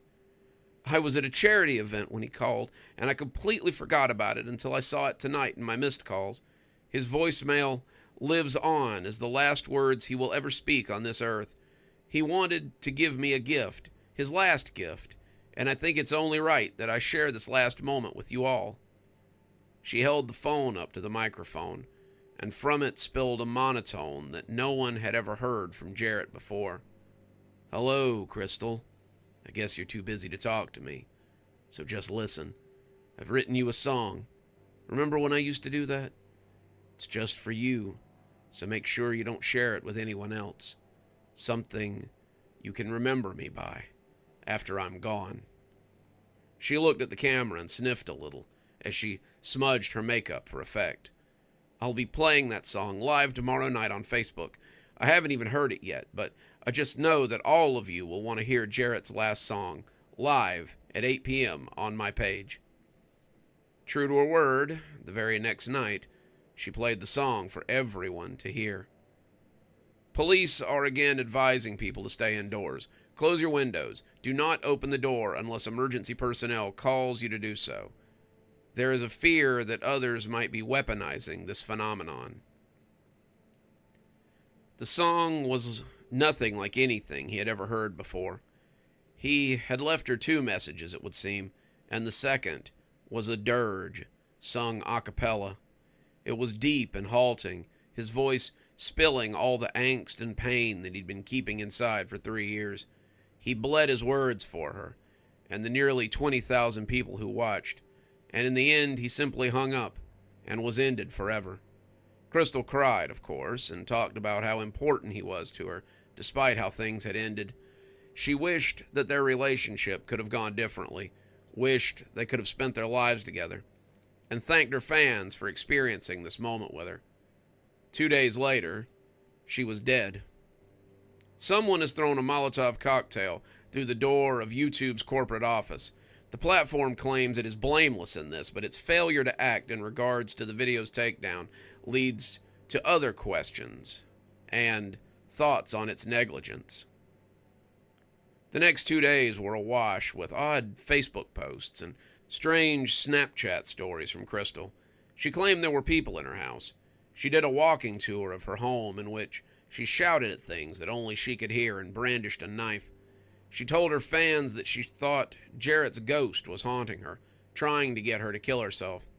She had a 2.5-hour video of nothing but her crying on the floor of her closet while she sobbed that people were outside the door, saying that she should drown herself in her pool. It all came to a head on the second day, when she posted her final video. At 11:38 p.m., a staggering and slurring Crystal posted one last video to Snapchat. "I found these pills in my medicine cabinet. They helped me a little, but I can still hear the voices. They're telling me how this is my punishment, how I deserve it. And you know what? They're right. I ruined his career. He never hurt me. I just couldn't stand the idea that he would keep living and loving and being loved by people after I left. I'm a heartless bitch, and I deserve this." They found her in her pool the next day. She was the first casualty, but she was not the last. Mass panic in Singapore. People take to the streets looking for loved ones as the death toll. Leslie heard the door to the back room open as Sophia wandered into the living room. She looked very childlike for a girl of 14, and Leslie was glad for her. Let her be innocent a while longer. She would have to grow up soon enough. Sophia lay her head on her mother's lap, watching the TV with a sense of dread as she took in what was going on. She didn't ask about her phone. Leslie had slipped in and taken both her phone and her tablet while she was asleep. She only lay her head against her lap and watched the news talk about the dead in China and the dead in Russia and the dead right there in her own hometown. As they watched, Leslie continued to listen as a story that only she could hear played again and again in her head. He had learned to play guitar at 8 years old. His grandpa had died of cancer. He was a local celebrity by the time he was 12. Crystal had ruined his life. It ran endlessly, on and on and on. She'd been trying to block it out for the better part of 6 hours, but it just kept going, no matter what Leslie did. Someone had posted the video of Crystal's live stream to YouTube shortly before her death. As of this very second, 600 million people had heard what the media was calling Jarrett's dirge, and Leslie was one of those people. Even as the first reports were coming in, She listened to the song via a Facebook link from her sister, Pam. Pam had sent her a text an hour ago, saying her farewells and wishing her luck. The voices had been rising in frequency, increasing in volume with every repetition. As Leslie stroked her daughter's hair, she began to wonder how long she would last. "He learned to play at 8, you know," Sophia said, and the words sent a chill up Leslie's spine. "What?" Leslie asked, looking down at her as she lay watching the steadily increasing death toll. "His grandfather taught him to play guitar at 8 years old. He told him on his deathbed that it was the proudest moment of his life. Mom, I'm scared. How long is this going to last?" Leslie stroked her hand and felt the clammy touch as it slid over her straight hair. She winced as she realized that she had no answer for her daughter. They were two amongst millions, and they would see how long it took before the dirge had them as well. Director Hires stood before the board of the second largest production studio in the United States. There were 7 of them, 4 men and 3 women, and they all looked to be either bored or mildly upset. One of his agents had cost them close to $1 million, but most of them looked like they had nothing worse going on than a mild case of indigestion. In their world, it wasn't about the money. It was about the inconvenience and the disrespect. "The board has come to understand that you finished your investigation," one of them said after a few minutes of weighted silence. "I have," Director Hires stated. "And what have you discovered, Director Hires?" "The FBI does not make a habit of sharing its findings with civilians. We've discovered much, however, and I will be returning to Washington. Consider your soundstage reopened." Some of that indignation turned into actual anger as he turned to go. One of the men, a bald, liver-spotted old specimen, brought his geriatric hand down on the tabletop, and Hires was pretty sure he had done more damage to himself than he had the director's pride. Some of the others were grumbling quietly, not quite capable of outright displeasure. "Your investigation, an unwanted investigation, I might add, has cost this studio close to $8 million in lost time, lost revenue, and lost staff. What's more, we've lost a studio audience, several very important actors, and now we will need to make amends to the families of both. We would like to know what you intend to do about that." "Do?" Hires asked, as he turned back to look at the assembled toads. "I intend to do nothing. Our investigation is ongoing, but I am done with your sound studio. You can reopen it. You can burn it to the ground. You can do whatever you like with it. It does not interest me any more." "Mr. Hires," one of the other men stated, but Hires cut him off with a sweep of his hand. "It's Director Hires. I'm the director of the FBI Special Investigation Unit, and I'm not here to answer your questions. The government does not answer questions. The government solves problems. Unless you would like a little more scrutiny put on your studio, I would suggest that you let me board my plane and go back to the Bureau. I've wasted a lot of time here. Unlike your time, my time is very important to the people of this country." He left them grumbling, some of them outright demanding that he come back and do something. Director Hires did not work for these men. In his opinion, they had rather too high an opinion of themselves. They believed that their wealth and their prestige made them important, made them untouchable. But men like this always had weak points. They indulge in things that would get them sent to prison. They aren't as good with their taxes as they would have you believe, and they may even be laundering money for people worse than they are. If Director Hires wanted to, he could set quite a few dogs sniffing their back trail, but he didn't have time for all that. Right now, people were continuing to die around the world, and he needed to figure out why. Scratch that. He knew why. He just needed to find out how. The CD in his coat pocket felt like it weighed 1,000 pounds as he walked out of the business office and stuck out his hand to hail a cab. He should have been back in Washington yesterday, but he had to stick around for this asinine meeting with the board of directors. It was an absolute waste of time. They had expected him to fall to his knees and get on his face and tell them how sorry he was that one of his agents had inconvenienced them and set their work back.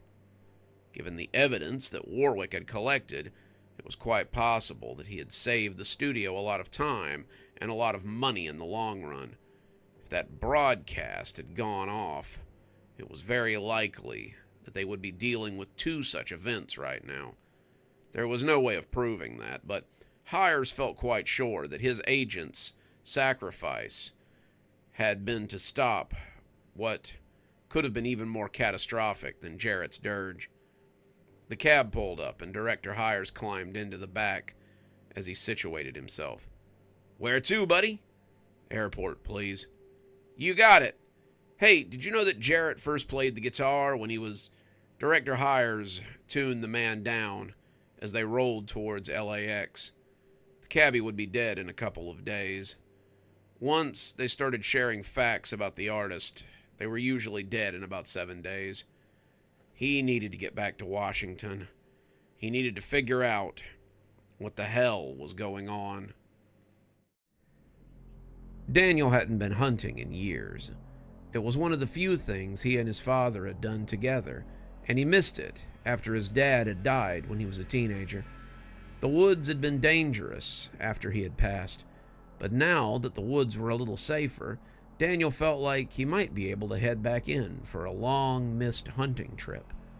He threw his bag into the back of his pickup truck, hung his gun on the rack behind the seat. It hadn't ridden there in quite some time, not since that deer had gotten stuck in his brother-in-law's backyard fence, and as he went to slide into the truck, a voice came from the front of the house that stopped him in his tracks. "Forgetting something?" He looked at the bag in his trunk and seemed to calculate. Let's see. Ammo, lunch, dinner, deer urine, salt bait, rifle, extra clothes. No, I think I've got it all." She put her hands on her hips and gave him an unamused look. "I'd better get a kiss before you head to the woods, or there may not be any real dinner when you get back." Daniel laughed and stepped towards her, wrapping her in a hug as he planted a kiss on her lips. He and Sharon had been married for a long, long time, and he would never dream of leaving without giving her a kiss. He loved her as much today as he had on the day they met, and he always would. Like I'd ever leave without a kiss. "Feel like some fresh venison later?" She snorted and kissed him again. "I'd be impressed with whatever you bring back. Are you sure it's safe?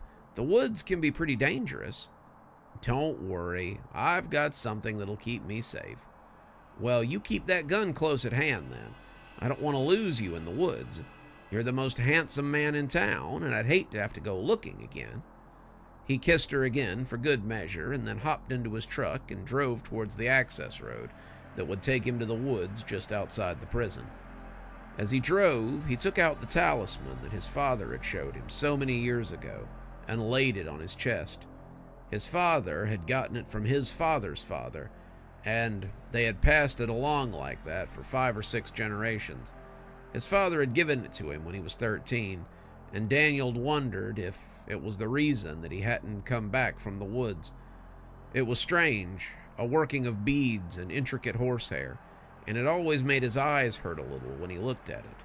The patterns were asymmetrical, some kind of unflattering geometry, and Daniel didn't like to look at it for very long. His father had told him that his grandfather had explained the talisman would keep the creatures of the forest away. He said that many of them were dangerous, but if you had the talisman, then they wouldn't hurt you. Daniel had looked at it like it was magic, and it may very well have been. His 6 times great-grandfather had gotten it from an Apache chief, or so the family legend went, and it was supposed to protect you from all sorts of things. He kept it on his chest as he turned down the access road, glad to have it, but hoping that he wouldn't need it. He had thought about going to his grandfather's old hunting shack, the one that lay a few miles from the prison, but he assumed it would be in disrepair and probably wouldn't be as much use for camping out. He didn't really intend to camp out in the first place. He was going early enough that he could shoot something, maybe a couple of somethings, and then he could go home to his wife, who would help him clean it. It would be a good day. He just knew it would be. And as he found the road he wanted and took it to the little turnabout at the end, he parked his truck, grabbed his gun and his bag before locking it up and heading off into the woods. Daniel loved the woods. He knew a lot of people thought they were scary, but Daniel had always loved them, despite them being a little scary. Lots of things were scary. Dogs could be scary. Dangerous animals could be scary. The weather could be scary, but scary things could also be beautiful. Scary things could be exhilarating to look at, and it gave Daniel a little thrill of excitement to head off into the woods and test his luck against whatever lived there. He found an old deer blind out in the woods, something made out of branches and pine boughs, and as he crouched behind it, he got everything ready. He put out his bait, he sighted his rifle, he hunkered down as the smell of pine boughs covered his scent. The deer urine would make him smell like a doe, and he was hoping for a nice fat buck to bring home with him. The deer blind was something that he and his father had constructed when he was young, and he was surprised that it had survived all these years. It was made very well, the branches interlinked so that they could survive even a strong wind, but it was definitely showing some age. The pine boughs needed to be replaced badly, and some of the branches had come down, but that didn't really matter. He would still be hidden from sight behind it, and that was what counted. He took out a soda and cracked it quietly as he made himself comfortable and waited for something to come along. He heard the crunch of sticks and leaves before he saw anything, and when he pulled his rifle out, he searched around for whatever was making the noise. He saw a pair of antlers, though they didn't look quite right. They were bone white, and they seemed to be meandering along through the brush in an almost human way. It wasn't like a deer looking for tasty things to eat. It was more like a person who was wearing antlers and just sort of walking along. Daniel told himself that was stupid. Nobody would be out here wearing deer antlers during hunting season. That sounded like a great way to get yourself shot. He sighted up his rifle and found the top of the head, and pulled the trigger as whatever it was came out of the woods. He had a second to see the bearded old man with the deer antler hat before his head snapped back and he hit the ground in a heap. Daniel was running, his gun left behind, as he ran towards the man to see if maybe he'd just winged him. Daniel knew he hadn't winged him. He'd hit him dead center of the skull, but maybe, just maybe, he'd get lucky, and the guy wouldn't be hurt too badly. He could yell at him for wearing deer antlers out in the woods during deer hunting season, and maybe the old hermit would feel stupid enough to go away without asking too many questions. He breathed a sigh of relief when he got to the old man and saw that he was slowly sitting up and rubbing at his head. He had just winged him. That was good. "Are you okay? God damn it, but what were you doing out here with deer antlers on? Don't you know it's hunting season? You could have gotten killed." The man looked around, clearly not understanding what was going on right away, and that's when Daniel realized he had been hit a little worse than he thought he had. The guy's antlers were cocked back, and he could see the red hole in his forehead. It had gone all the way through. A bright, almost painful light was shining into Daniel's face, and as he watched the hole close up, the man seemed to not even notice that he'd been a hair's breadth from death. "Me? Oh, I'm fine. I just took a little tumble. Are you doing some hunting? What is it you're hunting for, friend? Is it deer? Or is it the truth?" Daniel had begun to back away, not sure what to make of the strange man and his healing head wound. As he did, he saw other people wearing deer antlers as they proceeded out of the woods towards him. They had cut the skull caps off the deer and taken the antlers with them. And as they moved out of the woods and into the clearing, Daniel could see that there were dozens of them. "Stay back. Don't make me use this." But that's when he realized that he no longer had his rifle. He'd left it behind. Now he really wished he had it. He didn't know if it'd be any good, but it certainly couldn't hurt. "Come on, friend. Why not sit for a minute and listen to the truth? We can help you find it. We can help you find lots of things." Daniel turned and began to run. If he could just make it to his truck, then he could get out of here. He just had to make it to the truck, and then he'd drive out of here and get away from these people. They were coming after him in a pack, all of them running flat out as they tried to get him. And when he got to the blind that he'd been using to hunt, he thought for a moment about stopping to pick up his gun. He could get it later. He could come back and get it another time. He didn't think these people had any interest in his firearm, and he believed their interest was in him alone. When hands suddenly grabbed him from behind, Daniel realized that he'd dithered a little too long. "No need to run, brother. Let's have a chat. Let's see if we can't change your perspective on some things." He reached for the gun, but they were already dragging him back into the woods. As he disappeared into that womb of green, he wondered if he would ever come out again. And if he did come out, he wondered if he'd still be the same. Then one of them pushed him against the tree, his hands firm and implacable against his chest. And when he opened a book that he had pulled out of his pocket, Daniel was filled with a light that only made him blink a little bit. Then Daniel couldn't remember why he had been so interested in running. Daniel couldn't remember why he'd been interested in anything. Sharon was getting worried. Daniel had never been out this late for much of anything, and the fact that he had gone into the woods made her nervous. He should have been home hours ago. The sun had been down for a while now. She was just about to call the sheriff back when she heard his truck door close and heard his reassuring steps as he walked up the driveway. She was out of the door and in his arms in a moment, hugging him and telling him how scared she had been. "What happened? What took you so long?" He didn't hug her back. He didn't hug her the way he usually did at all. And when she looked up at him, something had changed. He looked different, stranger, and his eyes looked like a doll's eyes as they canted down to hers. "I've got something I want to talk to you about. Something I found in the woods." She took a step back towards the house, but when he grabbed her by the arm, he dragged her with a strength that she had never known he had. "Don't worry. I wanted to run too, at first, but now I know better. Come with me and see the things that I've found, and I'll show you what the bright can offer you too." He sat at his desk with his head in his hands and tried to make sense of the situation. He had locked the town down. He had set up checkpoints. He had talked to the kids.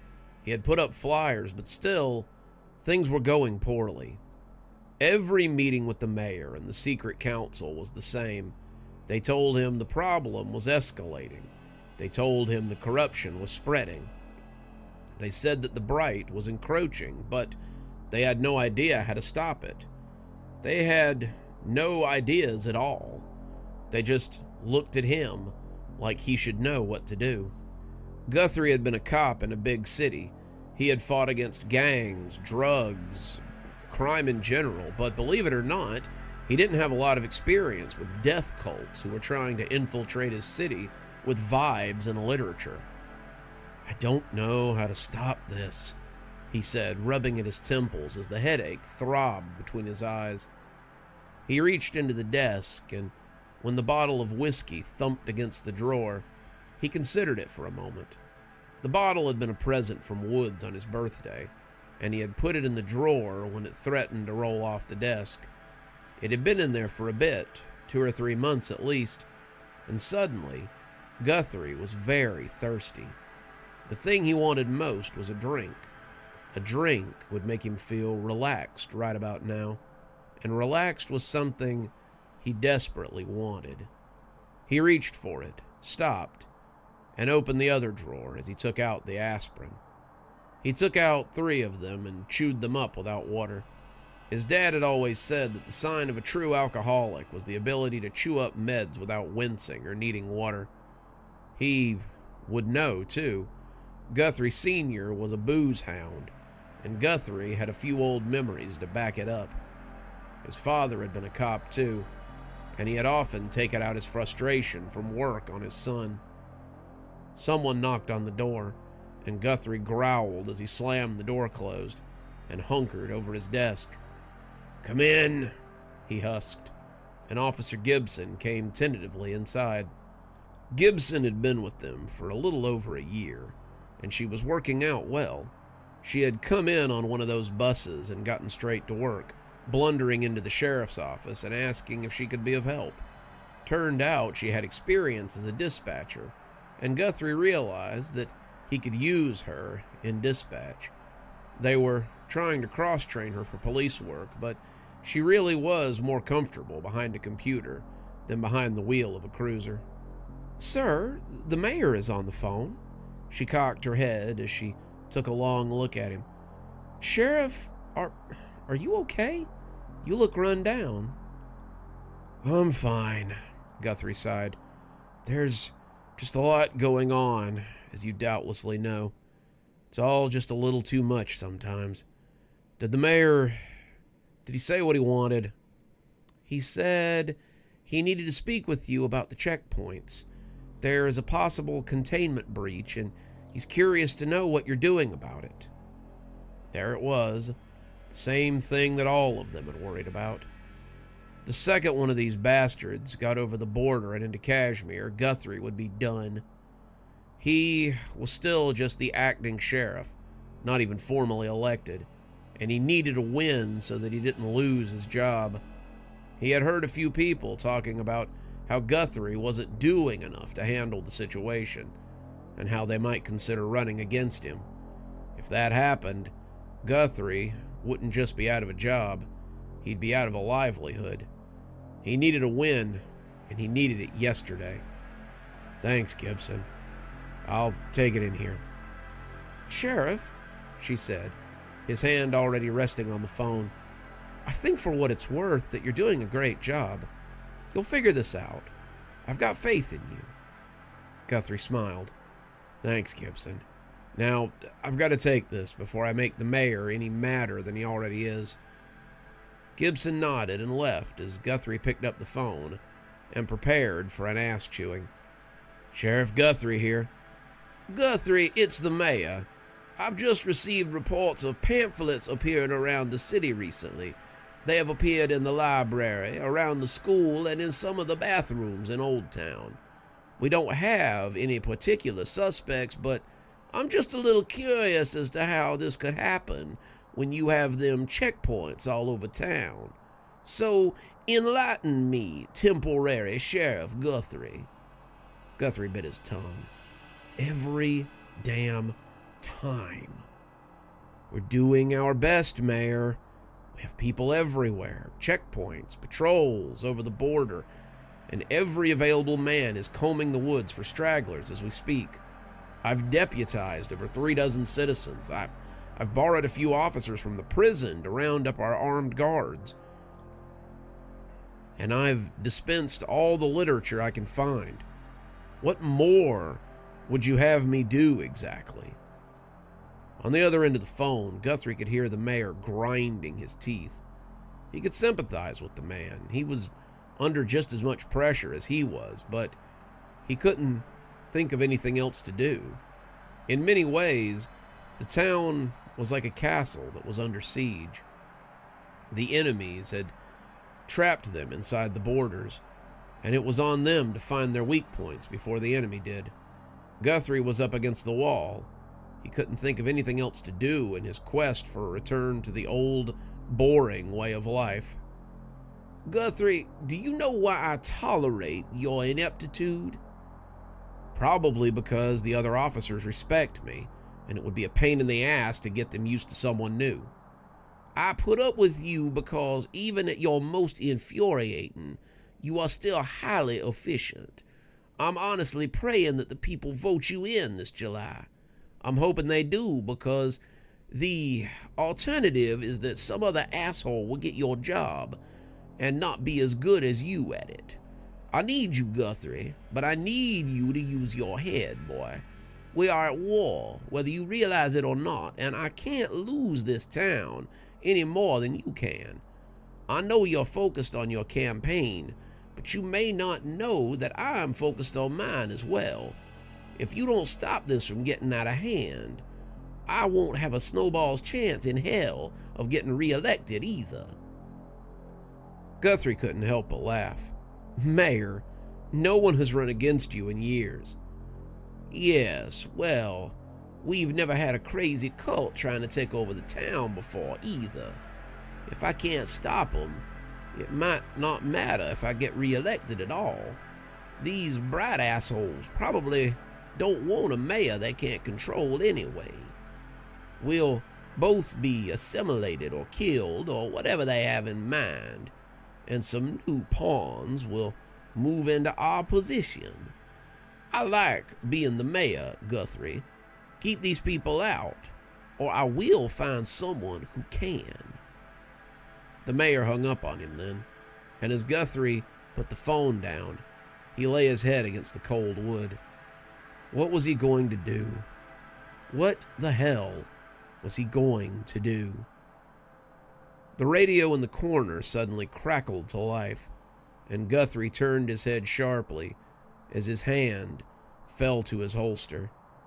The old radio had been a holdover from Masterson's office, and Guthrie hadn't even believed it worked.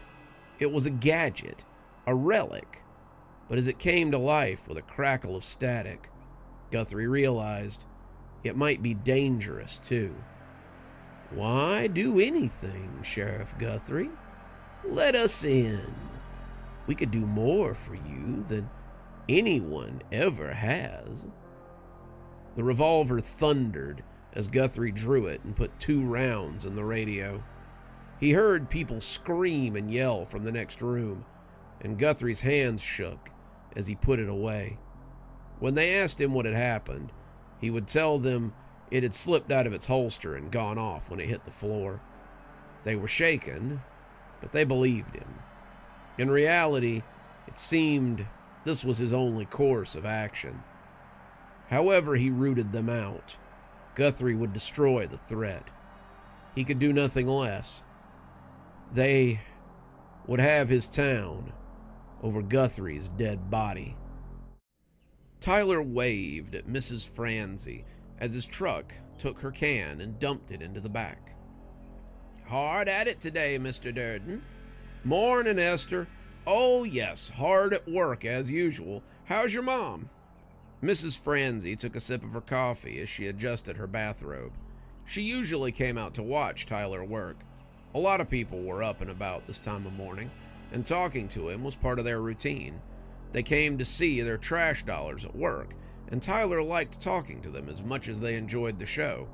It was a great way to judge prospective converts. He moved on to the Register's house, then the Monahans, and finally the last house on the block, the Corveys. He could already see Mrs. Corvey as she stood on the corner with one of her delicious lemon pound cakes, and Tyler smiled as he climbed out to act surprised at her presence. She baked him a pound cake every other week, but it was still a nice gesture. Alice, you don't gotta keep doing this. I just like showing my appreciation.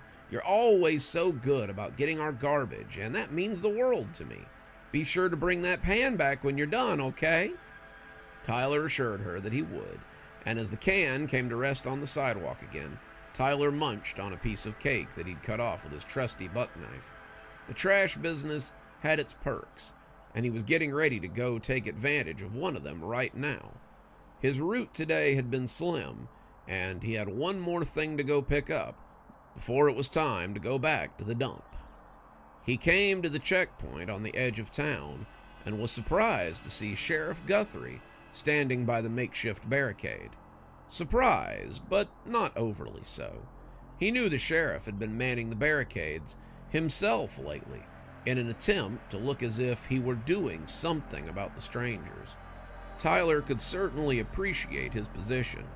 He had to be seen as hard on the outsiders so that the people would re-elect him come election time, but it wouldn't hamper his cause more than it had to. Unbeknownst to him, Tyler was one of those outsiders, and he had a job to do. Sheriff Guthrie, surely you have more important things to do than be out here with us regular folks. Sheriff Guthrie gave him a smile, but it looked tired and a little worn out. Not all of us get to ride around in our trucks all day, Tyler. Some of us have to be about the city's business. The people like seeing me out here. I guess they think this is how I earn my title. Shoot, we all know who the real law in Kashmir is. He expected Guthrie to wave him through, but the sheriff tilted his hat back and came to stand below the window of the big green garbage truck. Tyler smiled at him, trying to remain nonchalant, but it was a little bit difficult as the lawman looked at him questioningly. What are you doing on this side of town? I thought you got the east side on Wednesdays. Tyler was a little bit surprised. He didn't know the sheriff was watching his routes quite that closely. He didn't know that anyone was watching his routes quite that closely, and it made him wonder if he should be keeping them a little more random. If anybody wanted to hurt him or follow him, they wouldn't have a hard time doing it. Kashmir was not a large place, and he supposed he had fallen into an expected routine. Well, I've got a new route on the outskirts. A couple of new trailers have popped up out there, and I missed them last week. I got a call from dispatch earlier saying that they were mad as hell about it, and I'd better get over there today to get their garbage. It's probably just a bunch of moving boxes and stuff out there. Stuff that really litters up the corner, you know? I can understand their frustration. I wouldn't want a bunch of junky boxes making my yard look trashy either. Guthrie thought about that and then nodded as he smacked the side of the garbage truck. Well, be careful out there. Lots of weirdos along the road these days. Make sure that you don't go too far along the border. I wouldn't want any of them getting their hands on your truck. Tyler told the sheriff that he would be careful, and as he rolled out, he breathed a sigh of relief.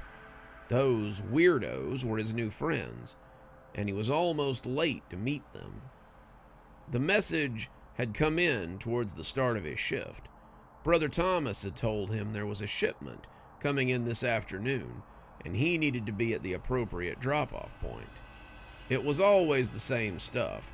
It was wine, or it was religious books, or it was other things that the Bright needed him to bring into town. It wasn't as if he were bringing in drugs. He was just bringing in new ideas. If there was nothing wrong with it, then why was he sneaking around? Tyler shook those thoughts off. When you were a messenger for God, you had to do some things to get the people the information they wanted. How were the converts supposed to know about the Bright if there was no reading material? How were they supposed to bask in the glow if no one was there to instruct them? Tyler was doing a service to his God, and it was not a job that he took lightly.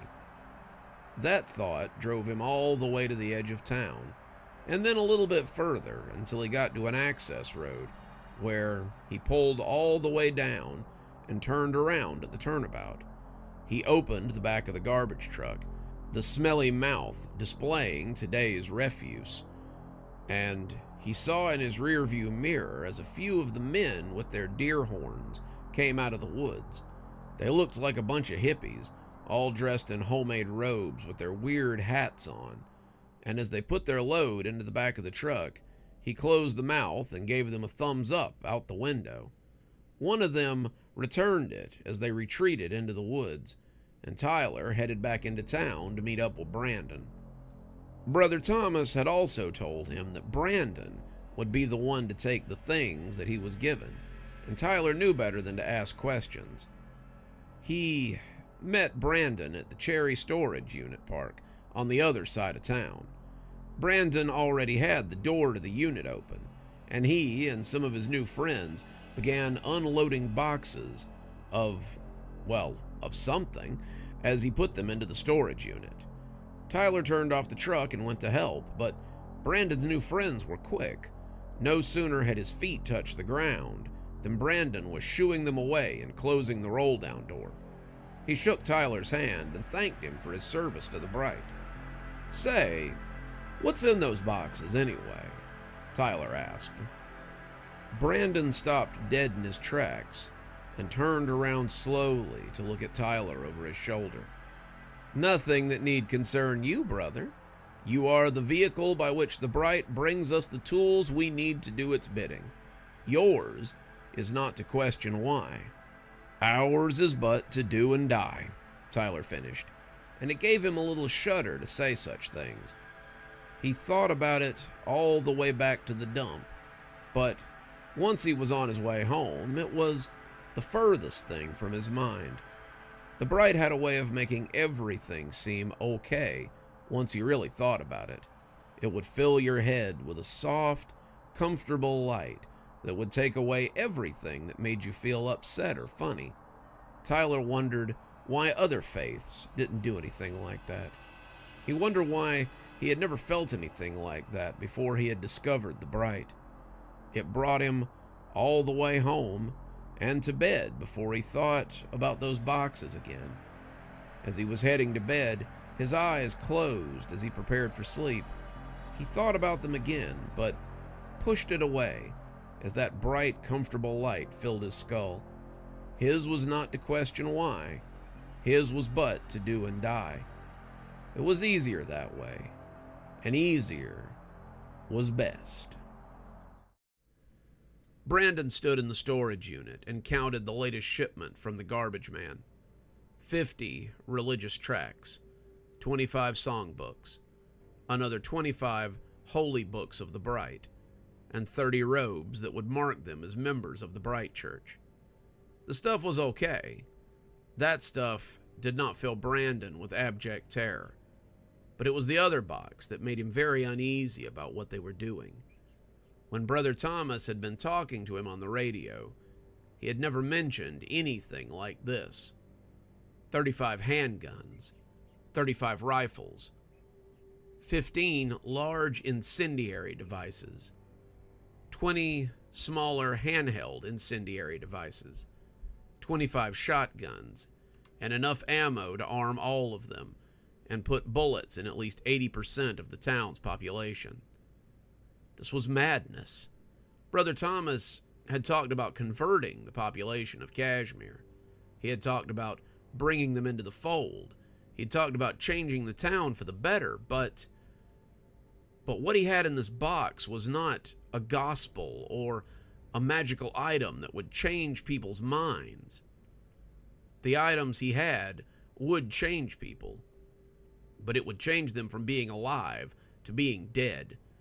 Dead people did not, as a rule, sing songs of worship or put their weight behind a movement. Martyrs could change minds, but a mass suicide or a mass murder wasn't good for anyone. He drank a little of the wine that was also stored there. Brother Thomas had sent him enough wine to host a St. Patrick's Day parade. It would flow like water if they needed it to, and Brandon's hands shook a little as he poured out a cupful. What was he doing? This wasn't him. Even when he was trying to summon the whispering god, he hadn't been doing anything quite this destructive.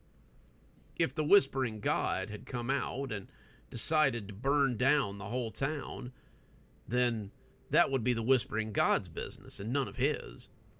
He just wanted things to stop shrieking at him inside his head, the same way they'd been doing for most of his life. No, this was very different. This was going to war, and Brandon didn't like it. He was no soldier, he was no general, and all of this was going to blow up in his face if he wasn't very, very careful. He took a sip of the wine, and it made him feel a little better. He didn't have to pull the trigger. He didn't even have to fight.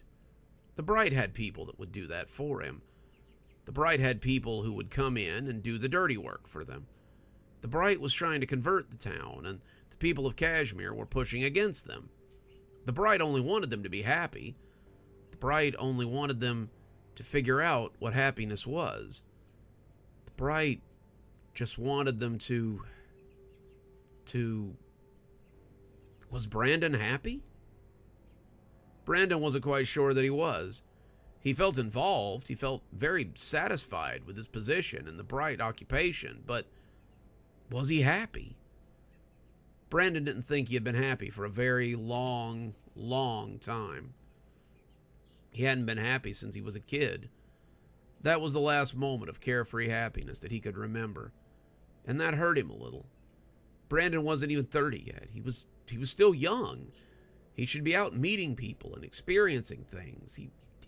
He shouldn't be here working towards whatever this was. He shouldn't be trying to summon an eldritch deity or trying to bring about change. He should be out there living his life. Behind him, the radio crackled, and Brandon jumped and spilled the wine he had left on the floor. Whenever a radio crackled these days, it made Brandon very uneasy. The radio was how the Bright people, Brother Thomas especially, communicated with him. If Brother Thomas were trying to get his attention, then it might mean he had more things for him to do. It might also mean that he had felt his uncertainty and wanted to speak to him about it. Brother Thomas was not a scary person. He wasn't a vengeful overlord who demanded Brandon do whatever he said without question. But Brandon got the idea that he could be. Sometimes when he spoke with him, Brandon felt that underlayer of darkness. He could feel just a hint of the edge in the man's voice, and he knew there was a sterner, less jovial Brother Thomas who would gladly flay the skin off his bones if it meant that he could push ahead. The idea and the mission of the Bright were important to him. Maybe the only thing that really was. Beneath all his hallelujahs and onward Christian soldier nonsense, there was a creature that wanted power and was not afraid to take it. "Brother Brandon, are you there, my child?" Yeah, brother," Brandon said as he turned around and gave the radio his full attention. Looking at the radio seemed to be the best move, and it seemed to make Brother Thomas happy when he looked at the radio while he spoke to him. It was almost as if Brother Thomas had possessed the radio for that moment, and to not look at him would be very disrespectful.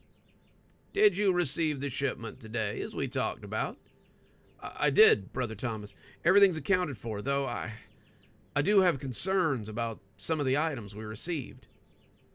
The static crackled on the other end, and Brandon could imagine that Brother Thomas's annoyance was coming through the line. "And what about the shipment worries you?" "Well, we've received a number of guns. Up until now, the directive had been to convert the non-believers. The guns will do nothing but kill them, and you can't convert dead bodies. I was just worried that..." The static came through again, and this time it was much louder. Brandon cringed as it scraped across his senses like a razor blade. He realized he had been correct. This was definitely the sound of a very unhappy Brother Thomas. The chuckle that emitted from the radio was at odds with that sound, and Brandon didn't believe it for a second. "Brother Brandon, you still don't understand. The guns are not there to hurt the believers. They're there to change the minds of those who might stop you in your pursuit. In every holy war, there are some casualties. Such things are unavoidable. And there are men in your town with guns, are there not? Well, yes, but when we convert the town, those men will be very unhappy. Unhappy men sometimes do foolish things. They would try to stop us, and many of them will try to stop us with violence. I don't want any of my brothers and sisters to get hurt.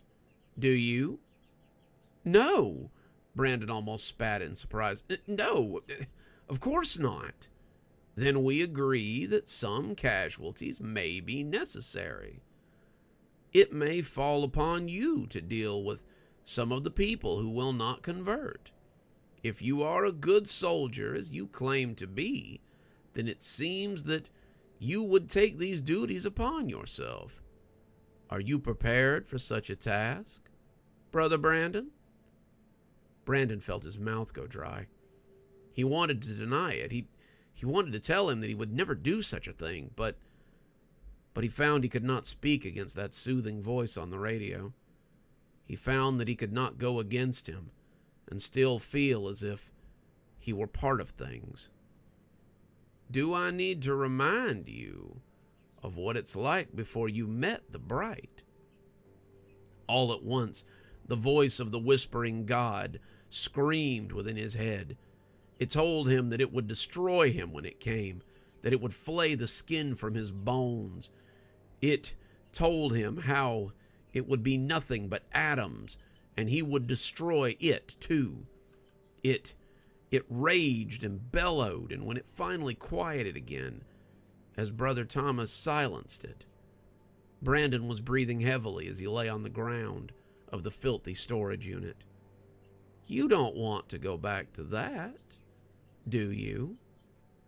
Brandon shook his head as he put his hands against his ears, unsure if the radio could actually see him or not. That's good. Then you keep the faith and maintain our supplies until we need them. Bright go with you, Brother Brandon. The radio cut out then, leaving Brandon on the floor as he tried to make sense of what he had done. It appeared he had traded his soul from one demon to another, and both of them would surely condemn him to hell in the end. Brandon's hand reached for the spilled cup of wine, and as he refilled it and drank a little more, he became less unsure of his actions. After the second cup, he had forgotten all about his conversation with Brother Thomas and about the fears that he had once had. After the third, well, the whole thing started to sound like a good idea once again. It was funny how a couple of cups of the bright wine could completely change your mind about how colossally messed up everything was. The bright never failed to make everything look much brighter. Dr. Winters sat in the back of Miss Blair's. She had been invited here for a meeting by her brother, the younger one, not the older one, who had run afoul of something quite alarming. When he had called her a few nights ago, he had sounded strange. Her younger brother, the enigmatic Mr. Seraph, had been a swaggering, self-sure figure who had never had any misgivings about the business that he was about. The man who had called her sounded like a whipped cur, and the pain in his voice was clear and uncomfortable. Sister, I need to speak with you. She'd been closing up for the day, keys poised over the lock as she prepared to leave the office, and the sound of his voice stopped her in her tracks. Little brother, what sort of trouble have you gotten yourself into now? I don't have time to get into it now. I know you have the ear of the council, but I have information about these strangers that I want to share with you. I won't go talk to your council or your Sheriff Guthrie, but I will speak to you. You can do what you wish with the information. Meet me at Miss Blair's in 3 days. Take a booth by the back wall, and I'll see you there. He hung up before Winter could ask any more questions, and he refused to answer his phone for the next 3 days. That was how she found herself, sitting here and waiting for answers that she wasn't quite sure that she wanted. The business with the strangers was becoming quite out of hand, and it was bound to come to a head soon. It was only a matter of time before they made their move or managed to get into Kashmir, and Winter wasn't quite sure what they would do when that day came. She looked up as the bell rang over the door, but what she saw wasn't the brother she had been waiting for. The warden of Stragview came uncomfortably into the diner. He never left the prison, hadn't for quite some time at least, but the people of Kashmir certainly seemed to recognize him. Most of them looked away or got very interested in their food, and when he came to sit down across from her, activity resumed around them. He gave her a weak smile, something he rarely did, and looked around as if expecting to see their younger brother coming out of the bathroom. "He called you too, didn't he?" the warden asked. "He did. He said he wanted to meet me here. He didn't mention inviting you, however." "Funny. He didn't mention inviting you either," the warden returned. "That's because if both of you knew I was inviting the other, then you would worry about what I had to say. You both fancy yourself as very cagey and competent, and you're both also very predictable. I wanted to share what I had before I worried you, wanted to prepare you for what might be about to come." Both of them jumped as he just sort of appeared beside them, and he took a seat beside them, checking to make sure that no one was paying too much attention to them before beginning. "I have met with the strangers. The town is so interested in." The warden raised an eyebrow at him. "Are they as frightful as everyone makes them sound?" His tone was sarcastic, but the look on his brother's face spoke volumes. "For more than you could imagine. They have something that very few enemies have had before them.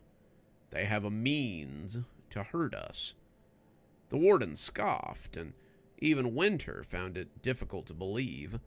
They had all faced religious persecution before, so-called demon hunters and holy men who felt that they had a one-up on them because of faith.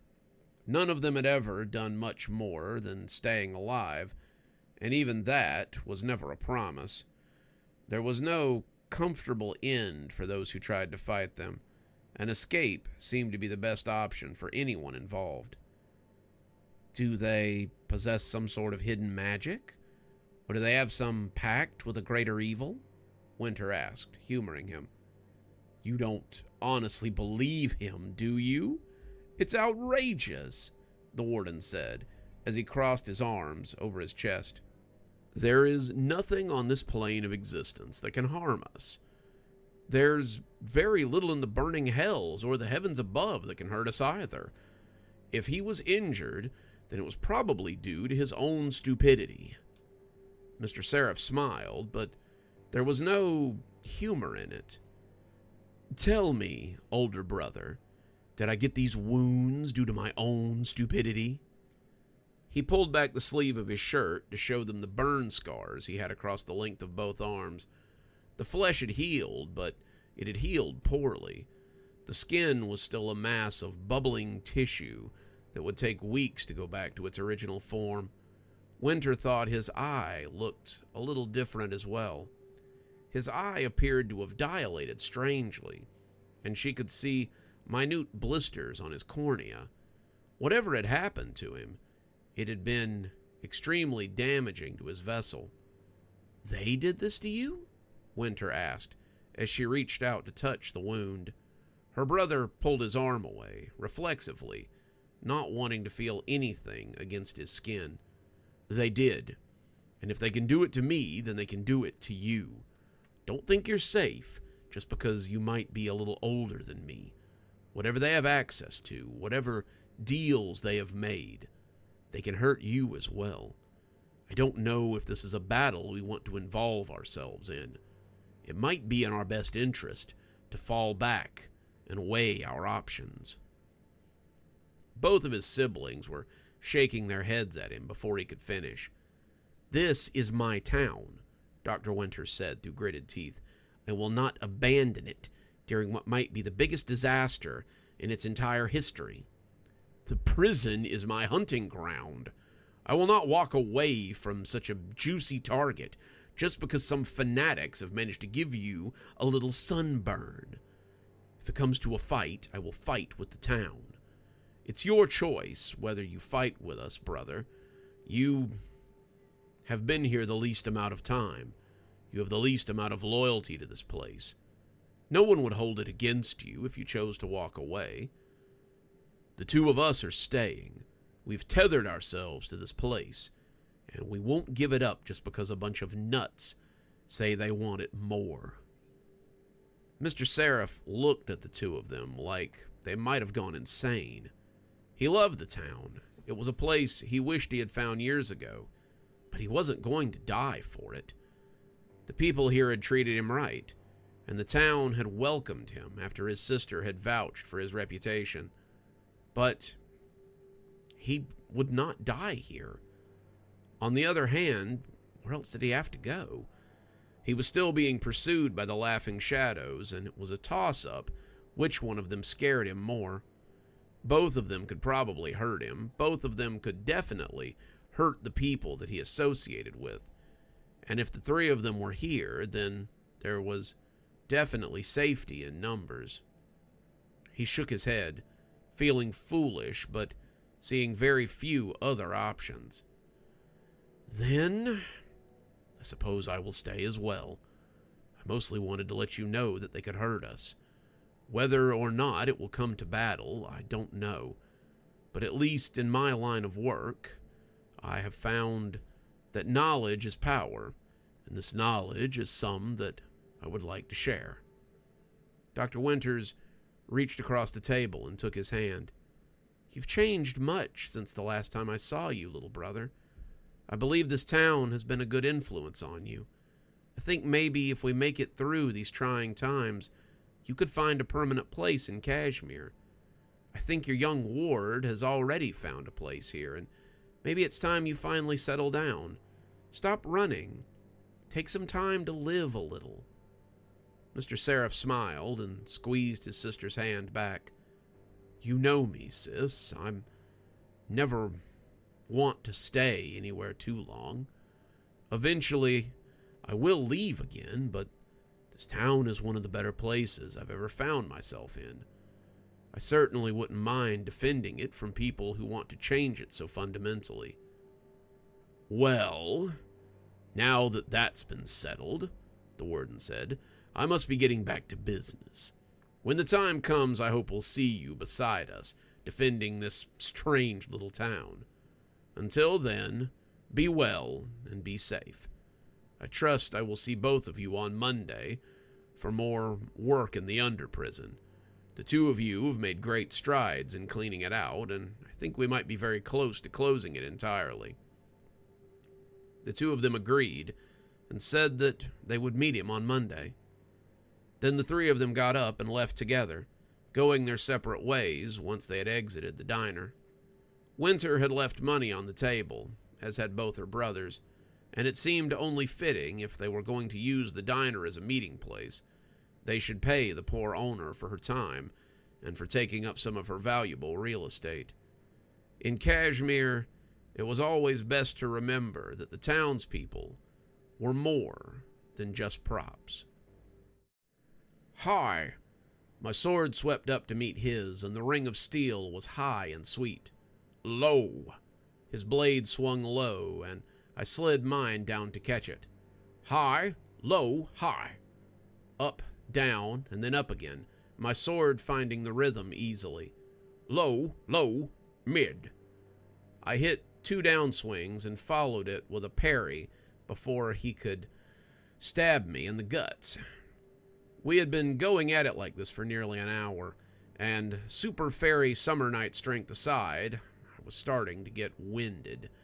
My arms burned from the effort of swinging my heavy sword, and my sweat pooling in my armor was beginning to get uncomfortable. It wasn't terribly humid for a spring day, but being sweaty and plate mail is never a lot of fun. When he slid the sword into its sheath on his back, I breathed an audible sigh of relief.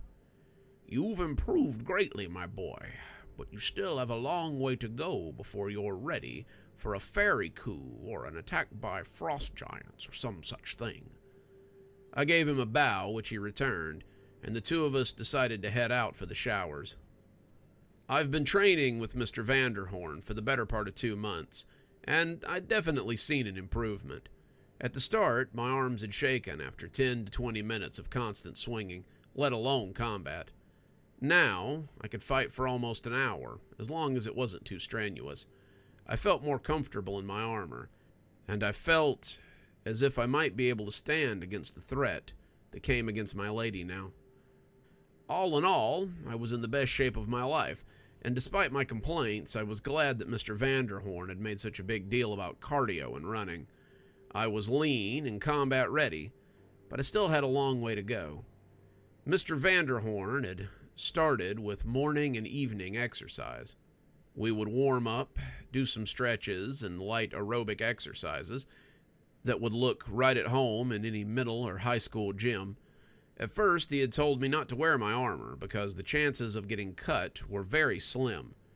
"We won't be fighting with that," he said when I'd shown up with my sword. "Wouldn't be fair, and I want you to get used to swinging something that you're not likely to hurt yourself with. Starting off, we'll be using these." He'd thrown me a plastic sword that was as close to the weight of my actual broadsword as I'd ever felt. The edge was dull, but that hadn't stopped him from swinging it at me like he intended to beat me to death. My first couple of weeks had been filled with bruises and sore limbs as I tried to match his strength and speed. Mr. Vanderhorn did not believe in taking it easy on his pupils, and I had to do my rounds more than once with ace bandages around my ankles after some pretty nasty hits.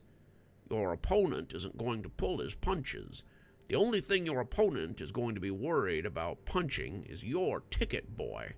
Don't get used to anyone holding back, and in combat, the strongest warrior wins, and the second-place runner-up is usually pushed into a shallow grave as his mantle travels to the next worthy vessel."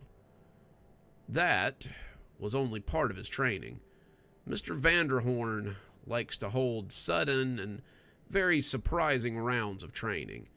He would catch me in places without guests, places that visitors were unlikely to see us, and he would randomly attack me.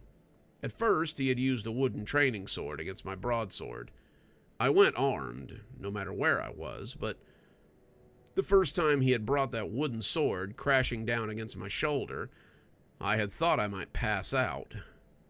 If it hadn't been for my Fey armor, as well as the slight dip that I had made when I finally noticed him barreling towards me, he would have probably dislocated my shoulder. We'd had a short but ferocious back and forth, which had ended with me on my back as he put the wooden tip of the sword against my throat. "A summer night should always be prepared for battle, period. The forces of winter do not care what time of day it is. Early morning, late afternoon, even dead of night, they will attack you viciously, and if they find you wanting, you will be dead. I've seen several knights into the ground already, and I do not want to see you go before your time." After that, I moved around in a constant state of awareness. It led to some close calls. I nearly cut some of my friends in half, and the barker had to duck a particularly nasty swipe when he surprised me outside the greenhouse. But the next time that wooden sword came swinging towards me, I was ready. Eventually, he said we were done with the wooden swords, and it was metal on metal after that. I'd never been in bad shape, but training against Mr. Vanderhorn made me realize that I'd gotten very relaxed in my training schedule. I had never really been trained with a sword, believe it or not. Swordplay was not something my parents thought I needed to study as an after-school activity. He taught me form, he taught me how to measure my strikes, so that I wouldn't waste any energy. And above all, he taught me strategy. Oftentimes, boy, the greatest weapon is the one inside your mind. Aside from swordplay, Mr. Vanderhorn also taught me battlefield strategy. He'd been leading the summer court into combat before I'd even been born, and his grasp of tactics and mixed units combat would have made MacArthur jealous. He had an expert eye for where things should be so that they could be best utilized. And after a while, he managed to convey some of that to me. The summer court has not advanced its fighting tactics since the Bronze Age. When engaged in combat, they still use archers, they still use cavalry, they still use footmen to do most of their dirty work. There's no need to learn how planes operate in a combat situation, or tanks or guns or other modern things that the military takes for granted. As far as the summer court is concerned, it's still the Middle Ages, and a cavalry charge is just as effective now as it was in the time of Henry VIII.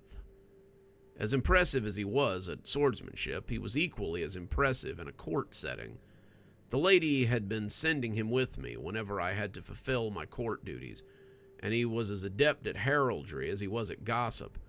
All of them knew him. He was as well known in the court as any of the royalty, and even those he claimed did not like him were careful not to be discourteous to him. That one there, the one with the weasel's eyes and the wispy chin beard, is Baron Stephen McAllister.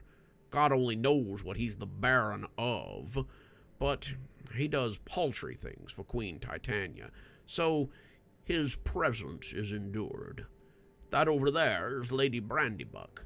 She's been a lady of the court since Christ was a kitten, and she's well liked by the Queen.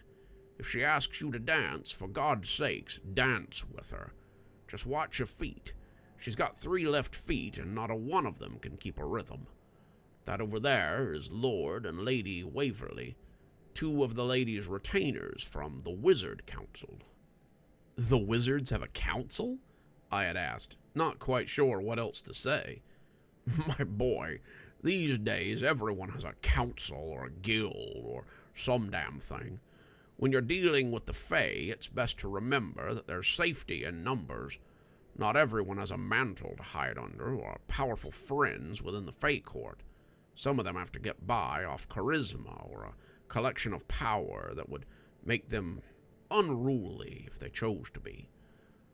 Fortunately, the Waverleys are only here to inform the council about the comings and goings of the summer court.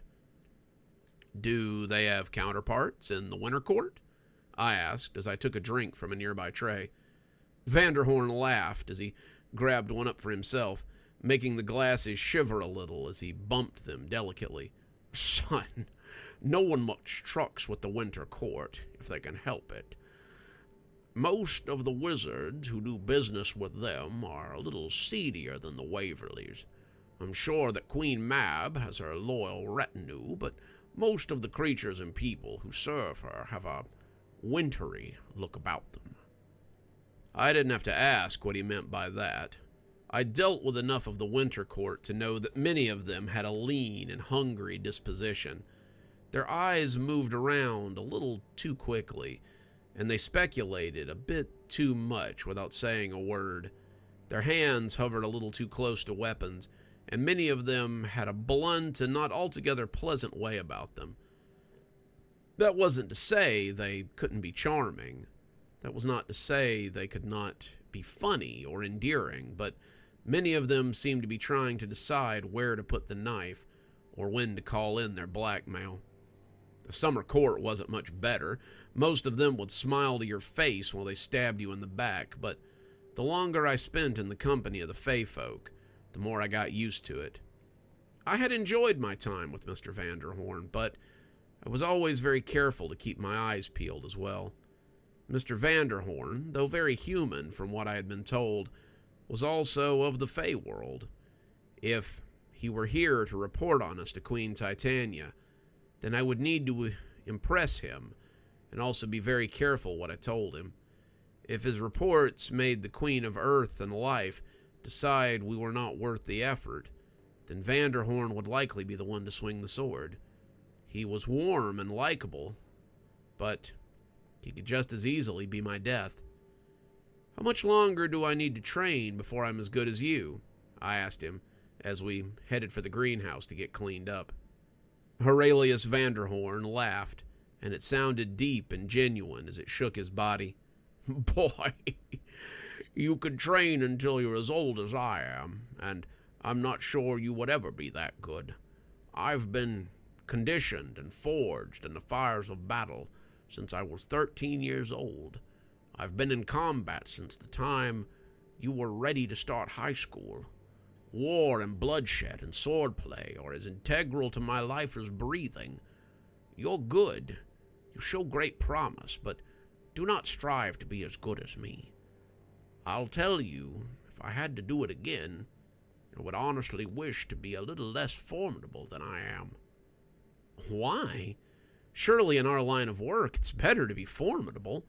How else would you have survived in the winter court this long if your sword arm was not deadly?" He got a very far-away look, a look that told me he was thinking about times that had gone by, and he seemed to hunch a little more, as if looking for his cane. "Son, in a lot of ways I'm envious of you. You had a life before the summer court. You had friends, a family, a chance to do something other than be a weapon for a fairy queen. The last time I saw my mother, she was handing me to a member of the order before taking her payment and leaving. I was nothing to her but an extra mouth to feed, and she was honestly not at all sad to be rid of the burden. You have people who love you, people who respect you, but you also have a connection to the world that I've never had. Be happy for that, and enjoy it while it lasts." He excused himself when we got to the greenhouse, and I was left to think about that last comment before going to shower off and find some clean clothes. Perhaps it wasn't as great to be Aurelius Vanderhorn as I had thought. And when my hunting party came to the aid of what we believed was a separate party of hunters, we discovered that the creatures had backed a party of Boy Scouts against the cave while near the gully.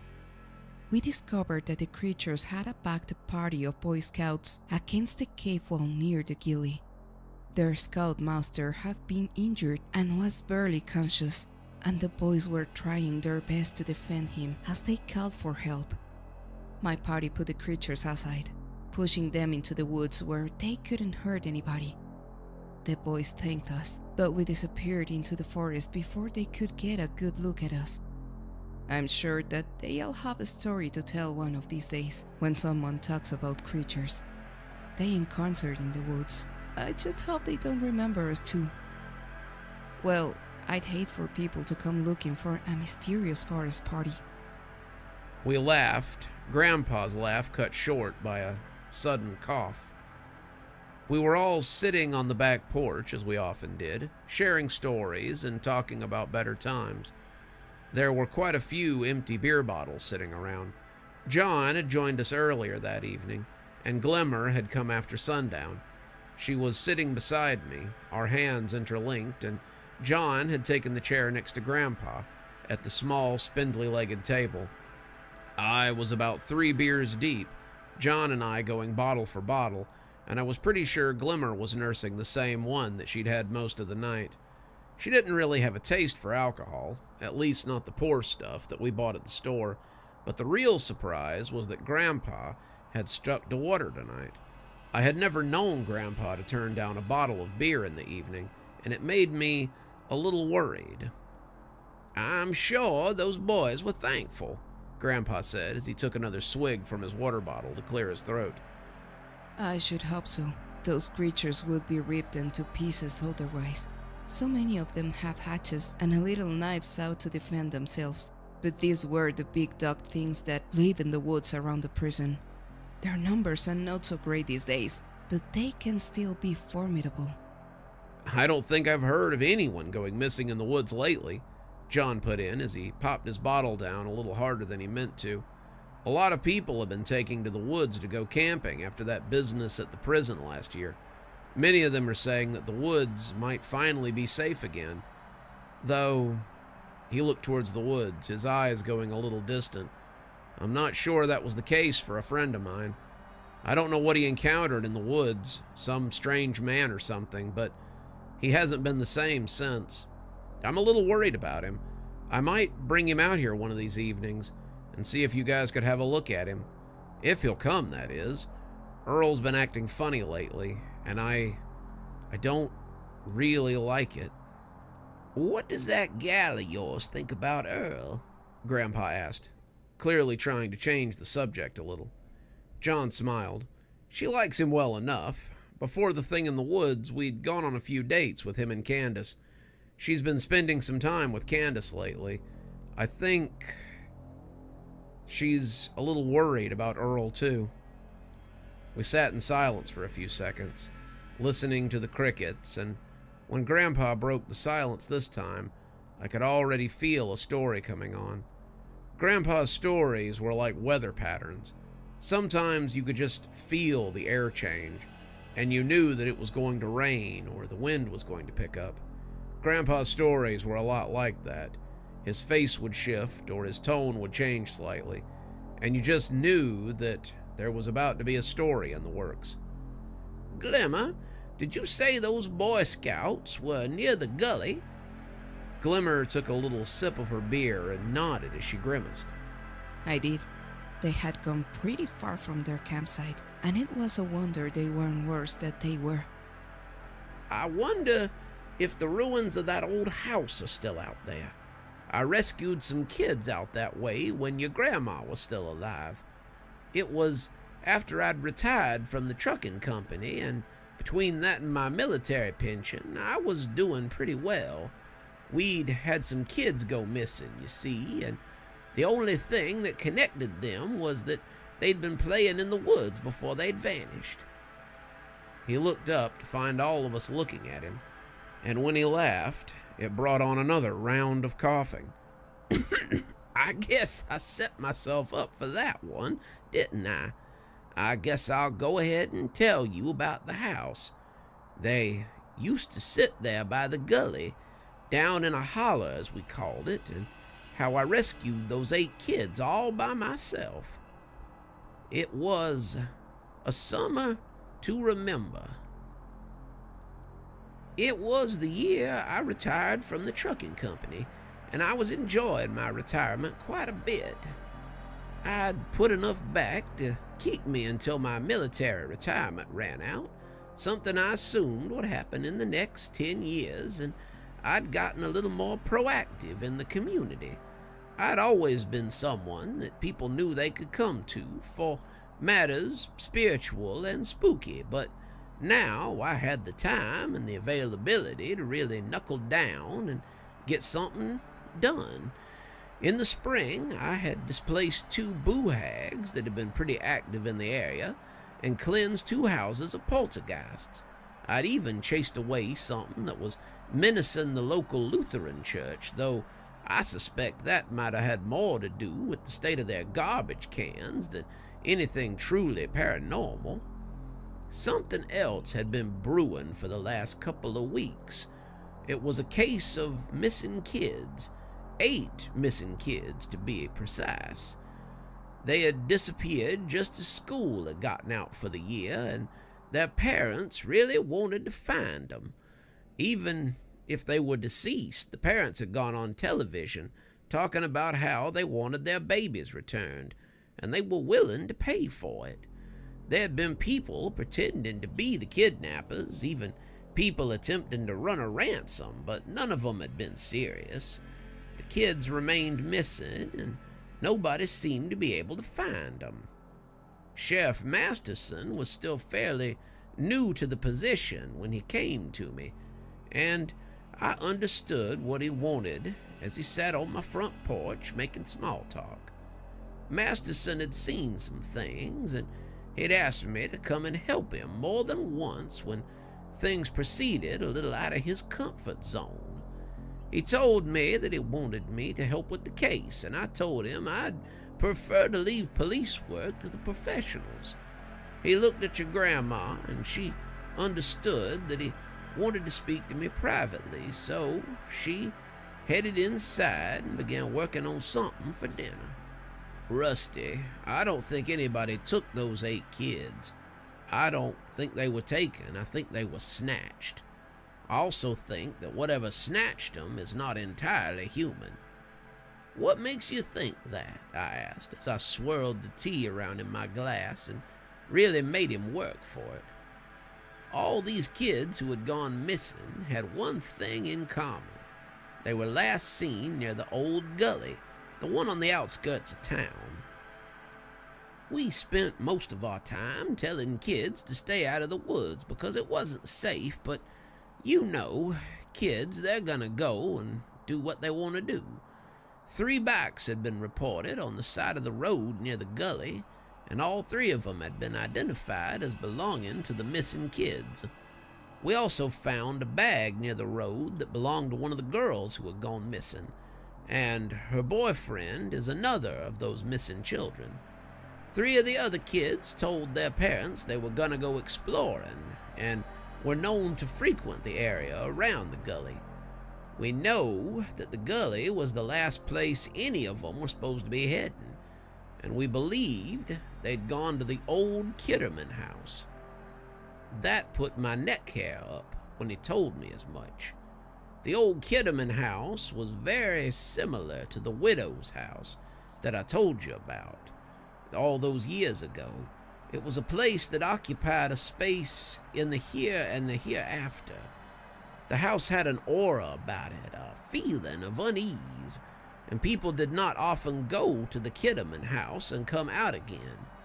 Anyone who went close to it suddenly found a reason to be somewhere else, and it was ageless and seemingly unchanging. If the kids had gone to the Kitterman house, then they might already be gone, because whatever lived there was not an entity to be taken lightly. Are you sure? I asked him. We weren't. Not until today. He reached into his pocket and pulled out an old leather wallet, the kind of thing that only a kid could love. It had a sheriff's badge on the outside, and that kind of leather work that makes you think of cowboys and range riders. Inside was a picture of Davy Maddox, the last kid who had gone missing in the case. We found that in the front yard outside the Kitterman house. I think it's pretty clear that he didn't just drop it there for fun. I know you understand some of the spooky things that go on around here. I'd like to leave the police work to policemen as well, but when I find something like this that I don't understand, I like to go seek out an expert. You are as close to an expert as this town has, and I'm asking you to help me. I had to close my eyes and prayed that this burden would be taken from me. The last thing I wanted to do was work for 50 years so that I could go and get myself killed in the old Kitterman place. I didn't want to go into that house, not for blood or money, but if there were kids involved, then I knew that I needed to do what was right. I didn't believe that whatever was there would kill me, but I knew that it would change me, and that it was more than enough to make me think twice.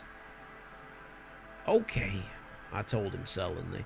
I'll go, but I'm the only one going in there. Masterson bristled at that.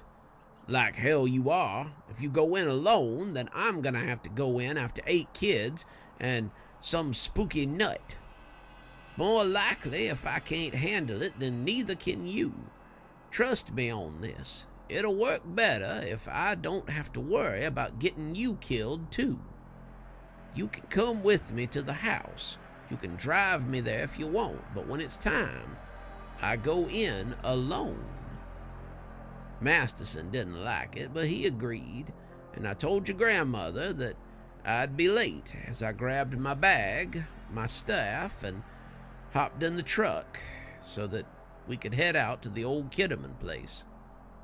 The Kitterman place was a pretty grisly bit of local legend. Glimmer might have heard of it, but I doubt you or John ever have. Roger Kitterman was a woodsman who lived out by the gully for as long as anyone could remember. He was secretive, but there was claims that he had a woman out there. There were further claims that she was there against her will and not altogether happy to be there. Kitterman was something of a hermit. He kept to himself and only came into town when he absolutely had to.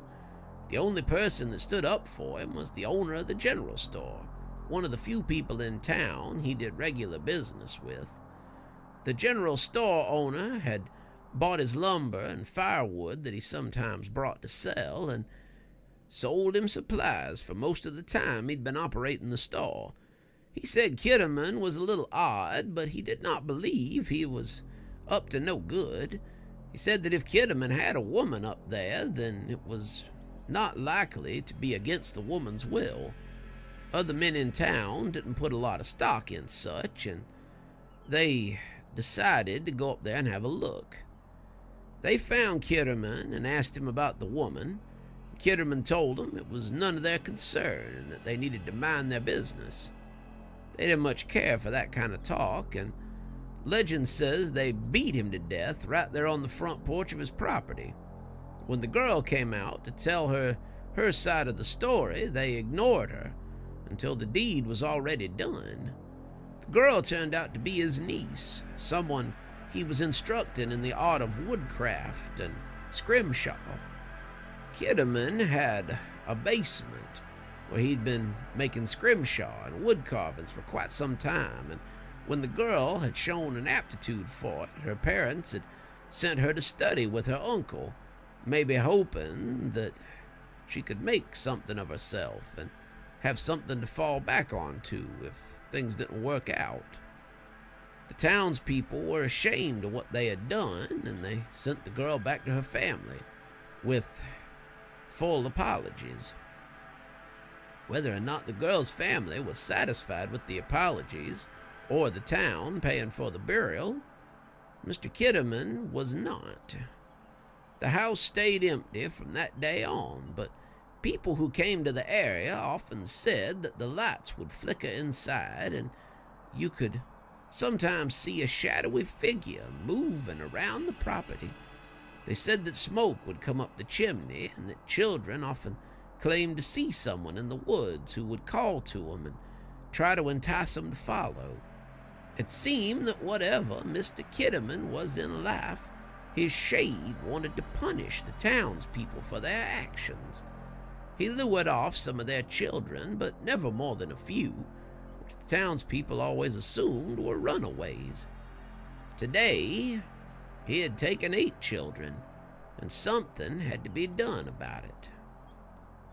Sheriff Masterson did not want to stay in the car, but I told him it was for the best, and I proceeded in by myself. The house was just as creepy in the daylight as it was at nighttime, and when I booted the door down, I found a 1-bedroom cottage with nothing much to speak of.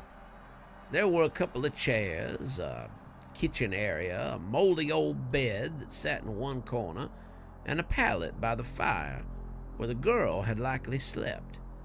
The house had been empty for nearly 100 years, but everything in it still looked fresh and well kept.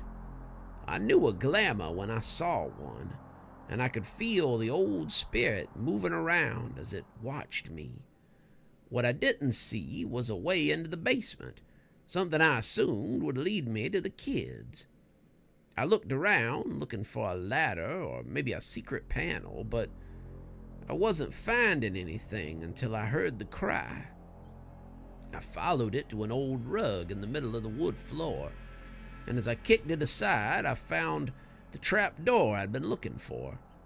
Kitterman had been no slouch. The piece fit expertly together, and if I hadn't known what I was looking at, I probably would have walked right past it. I yanked on the knothole and descended into the basement that was more root cellar than anything. They were all down there. They were all half-starved and in need of water, but something had been keeping them alive, though I couldn't speculate on the purpose. The room was covered in woodwork, wood toys, forest scenes, tools, and accoutrements. The ghost had been hard at work, if that was all his doing. I wanted to go to the children, but I already knew they were a ploy to get me to let my guard down. Instead, I called out to the ghosts that resided there to come and show themselves and be done with this. The shade of Roger Kitterman was much more in death than he had been in life.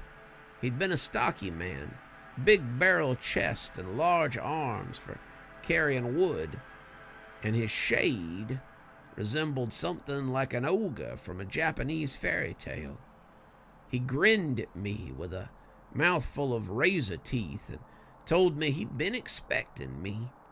He had brought the children here as bait because he wanted to catch the wizard that had been skulking around and stirring up the spirits. He said that once he ate me, my power would be his. Then he'd finally be able to stalk the woods and hunt at his leisure. I wasn't about to have any of that, though. He lunged at me, but I pulled out some runes that glowed when he got close, and he backed away as if I'd threatened him with a branding iron. I started speaking the prayers that I knew, the spells of sealing, and whatever he had been expecting, it clearly wasn't that. He'd gone from being a frightful creature to cowering in no time. I bound him to the earth, I sealed him in the dirt of the house, and I laid a spell on him so that he would never come out of that house or even the basement ever again.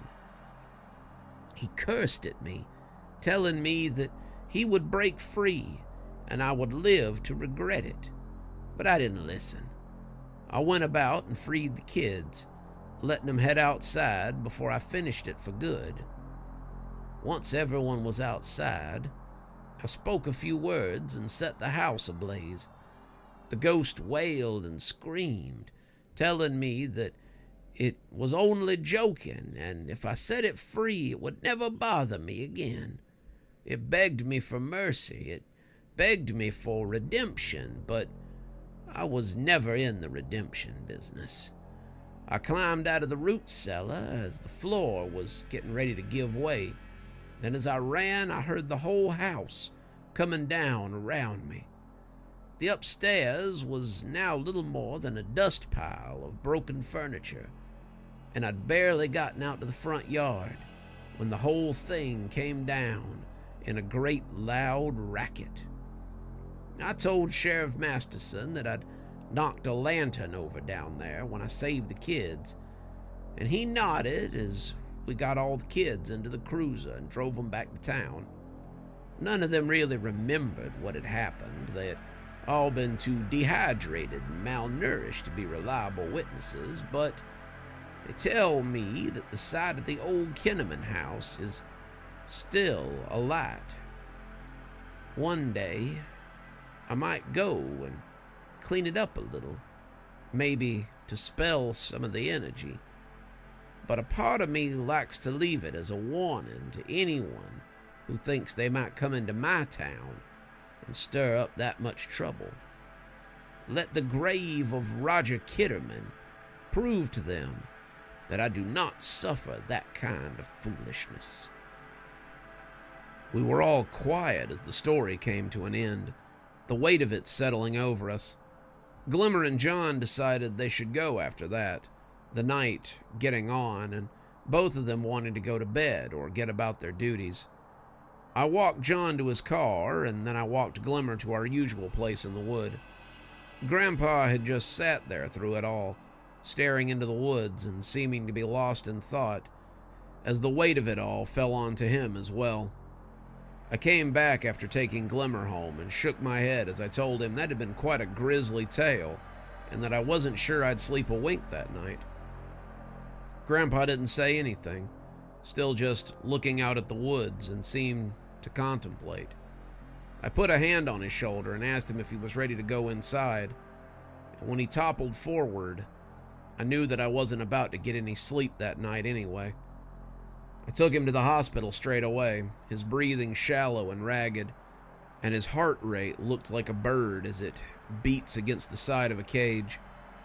They gave him medicine, hooked him to machines, but when I asked if it was the cough or something else, the doctor finally told me the truth.